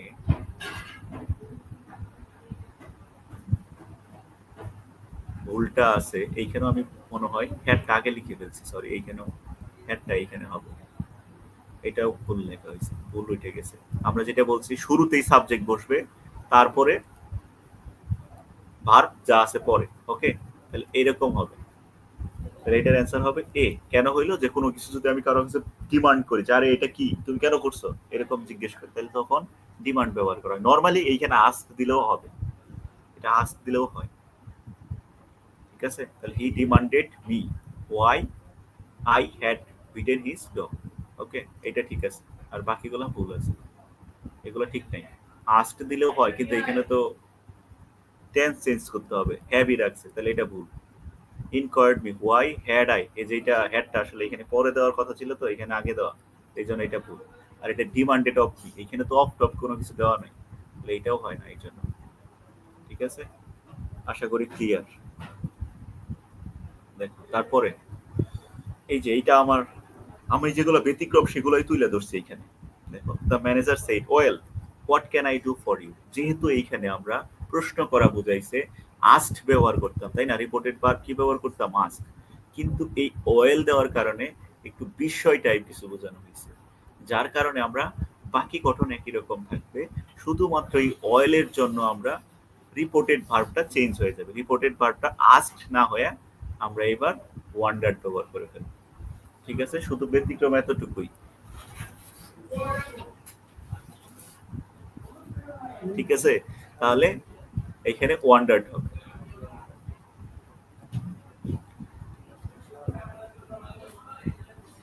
তাহলে এর পরেরটা দেখো, নেক্সট। আমি খুব দ্রুত যাচ্ছি, জাস্ট একটু এগুলো একটু খেয়াল রাখো, প্রশ্নগুলো দেখো, একটু ব্যতিক্রম তো, আর কিচ্ছু না।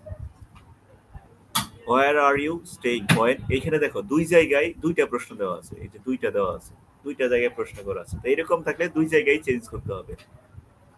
ঠিক আছে, তাহলে দুই জায়গায় চেঞ্জ করলে কি হবে? এই সেট টু এর পরিবর্তে আস্কড বসবে, দেখো এই সেট টু এর পরিবর্তে আস্কড, কমা ইনভার্টেড কমার পরিবর্তে হোয়ার বসবে, তারপরেই সাবজেক্ট, তাহলে ইউটা পরিবর্তন করতে হবে কি অনুসারে? আই অনুসারে। তাহলে এখানে আই, ধরো এখানেও আই, এখানেও আই, যেহেতু এটা পাস্ট কন্টিনিউয়াস টেন্স, তাহলে এটা পরিবর্তন হয়ে পাস্ট পারফেক্ট কন্টিনিউয়াস হয়ে যাবে, তার মানে হ্যাড বিন স্টেইং হবে, তাই না? তাহলে এখানে এটাও ঠিক আছে, এটাও ঠিক আছে দেখা যাচ্ছে। আবার দেখো পরের অংশটুকুতে, এখানে হোয়েন, হোয়েন ঠিক আছে, এগুলা কিন্তু ঠিক নাই, কারণ এখানে পাস্ট পারফেক্ট কন্টিনিউয়াস করে নাই, এইখানেও করে নাই, তাহলে এই দুইটাই ঠিক হওয়ার সম্ভাবনা। হোয়েন, হোয়েন রাখলাম, এখানেও চেঞ্জ করাইতে হবে, তাহলে ইউ হয়ে যাবে কি অবজেক্ট অনুসারে পরিবর্তন আই, তারপরে এটা যেহেতু past continuous, past indefinite tense, তাহলে এটা পাস্ট পারফেক্ট হবে, হ্যাড বিন, তাহলে এটা পাস্ট ইনডিফিনিটিভ দেওয়া আছে, তাহলে অ্যান্সার হচ্ছে সি। আচ্ছা, এই হ্যাড বেটার, হেড বেটার একটা modal auxiliary, so had better থাকলে, হ্যাড বেটারের পর শুধু বি দিয়ে দিলেই হয়ে যায়, ঠিক আছে। আর যেহেতু এটা আমরা নর্মালি হ্যাড বেটার দিয়ে কি বুঝাই, কোনো কিছু প্রপোজ টাইপ করতে পারি, মানে অ্যাডভাইসড করি আসলে কোনো কিছু। ধরো এটা তোমার জন্য ভালো, যাও এটা সাজেশন বা অ্যাডভাইস। এইখানে দেখো প্রপোজ দেওয়া আছে, প্রপোজ না সরি প্রপোজ বলা হয়েছে, প্রপোজ না। হ্যাড বেটার দিয়ে নর্মালি আমরা কোনো কিছু সাজেস্ট করি, ঠিক আছে। তাহলে এখানে অ্যান্সারটা হবে he suggested that he had, sorry এটা অ্যান্সার হবে না, এটার অ্যান্সার হবে এটা যেহেতু আমরা কাউকে অ্যাডভাইসড করতেছি, যেমন you had better see a doctor, তোমাকে কোনো ডাক্তার দেখানো ভালো তোমার জন্য। তো এরকম হলে উপদেশ দেখাচ্ছি, ধরো একটা মানুষ অসুস্থ, তাকে আমরা বলতেছি তোমার ডাক্তার দেখানো বরং ভালো, তো উপদেশ দিচ্ছি। এই জন্য এটা আসলে ইম্পারেটিভের মতো কাজ করবে। কিসের মতো? ইম্পারেটিভের মতো। এই জন্য এটার অ্যান্সারটা হচ্ছে ইম্পারেটিভের মতো, ঠিক আছে। তাহলে এখানে আমি অ্যাডভাইসড ব্যবহার করছি, কাকে বলছি? আরেকজনকে বলা হয়েছে টু সি এ ডাক্তার, ঠিক আছে। এটার অ্যান্সার হচ্ছে এ। আচ্ছা, তোমরা এইখানে ইম্পারেটিভের রুলস গুলো তো জানো, যে এর পরিবর্তে আমরা খুব একটা জিনিস দেই না। আচ্ছা আছো না? কয়েকজন আছে, আচ্ছা সমস্যা নেই। দেখো আমরা ন্যারেশন পারো, জাস্ট এই প্রশ্নগুলো একটু দেখো তাইলেই হবে। এগুলো একটু ব্যতিক্রম মনে হয়েছে, তার জন্য আমি দিছি। আচ্ছা, লেট আস থাকলে আমরা জানি কি হয়, সেট টু এর পরিবর্তে প্রপোজড ব্যবহার করতে হয়, তাই এখানে প্রপোজড হয়েছে। ওকে, প্রপোজড, তারপরে টু হয় না, কিন্তু এই যে প্রপোজড এর পরে টু হয় না, এখানে টু দিয়ে দিছে সব। আচ্ছা, এটা মনে হয় একটা আমি ভুল দিছি বেবি, এই টুটা হবে না এখানে। হি প্রপোজড মি, তারপরে দ্যাট কমা ইনভার্টেড কমার পরিবর্তে। আচ্ছা, এই রুলসটা আমার একটু লেখা উচিত তোমাদের বোঝার সুবিধার জন্য। যদি লেট আস থাকে ইনভার্টেড কমার ভিতরে, তাহলে পরিবর্তন এমন হয়, সেট টু এর পরিবর্তে প্রপোজড, তারপরে কমা ইনভার্টেড কমার পরিবর্তে দ্যাট, তারপরে এই জায়গায় উই অথবা দে। যখন উই দিবা তখন কখন? যখন এই সাবজেক্ট রিপোর্টেড ভার্বের সাবজেক্ট অবজেক্টের ভিতরে একটাও যদি ফার্স্ট পারসন থাকে তাহলে উই, আর যদি এই সাবজেক্ট আর এই অবজেক্টের ভিতরে একটাও ফার্স্ট পারসন না থাকে তাহলে দে, তারপরে শুড, তারপরে ভার্বের বেস ফর্ম থেকে বাকি অংশ। তো এইরকম স্ট্রাকচারটা এইখানে। তাহলে ই থাকছে, প্রপোজড দিলাম সেট টু এর পরিবর্তে, তারপরে বি, যেহেতু একটা ফার্স্ট পারসন আছে তার জন্য এখানে উই, ঠিক আছে। Should go home together. Okay, তাহলে এটার অ্যান্সার বি। ওকে, তারপর আচ্ছা, যদি অপটেটিভ থাকে, এটা অপটেটিভের একটা রুলস দেওয়া আছে, তোমরা এগুলা স্ট্রাকচারগুলো একটু দেখে নিও। তাহলে এখানে উইশড হয়, আর অপটেটিভে আমরা জানি এই অবজেক্ট ব্যবহার করা যায় না, তাই এই অবজেক্ট থাকলে এটা বাদ। যেহেতু এটা দুই রকম হয়, সেইট টু এর পরিবর্তে উইশড হইতে পারে অথবা প্রেইড হইতে পারে, ঠিক আছে। যদি গডের কাছে কিছু হয় তাহলে প্রেইড, আর অন্য কিছু হইলে সেটা উইশড। যেমন এখানে গডের কাছে দেওয়া আছে, তাহলে আমার যেখানে প্রেইড আছে সেটা। তারপরে হি প্রেইড দ্যাট গড, আর এই যে মে থাকলে মাইট হয়, তারপরে ব্লেস, এই ইউটা পরিবর্তন হয়ে যাবে অবজেক্ট অনুসারে। এখানে মনে হয় এমন ছিল, হি সেড টু মি, ঠিক আছে। ওকে, তাহলে এরকম, তাহলে এইটার অ্যান্সার হচ্ছে এইটা। আচ্ছা, এটাই লাস্ট, দেখো আর আছে না, তাহলে এটাই শেষ।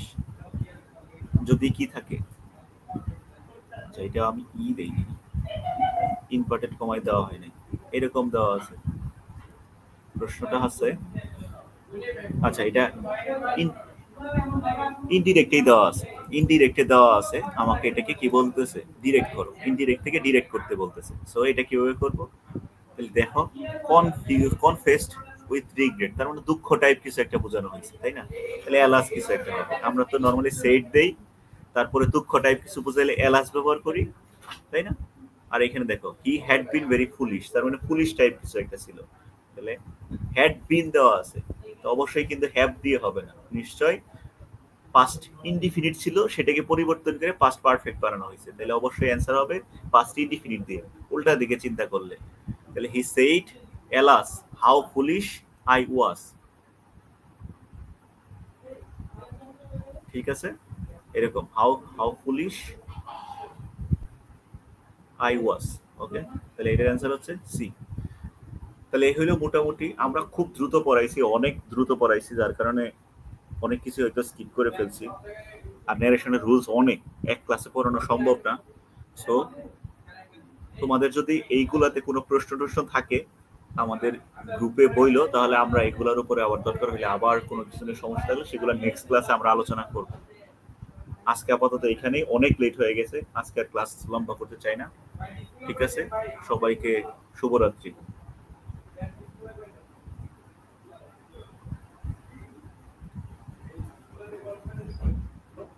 শাকিল,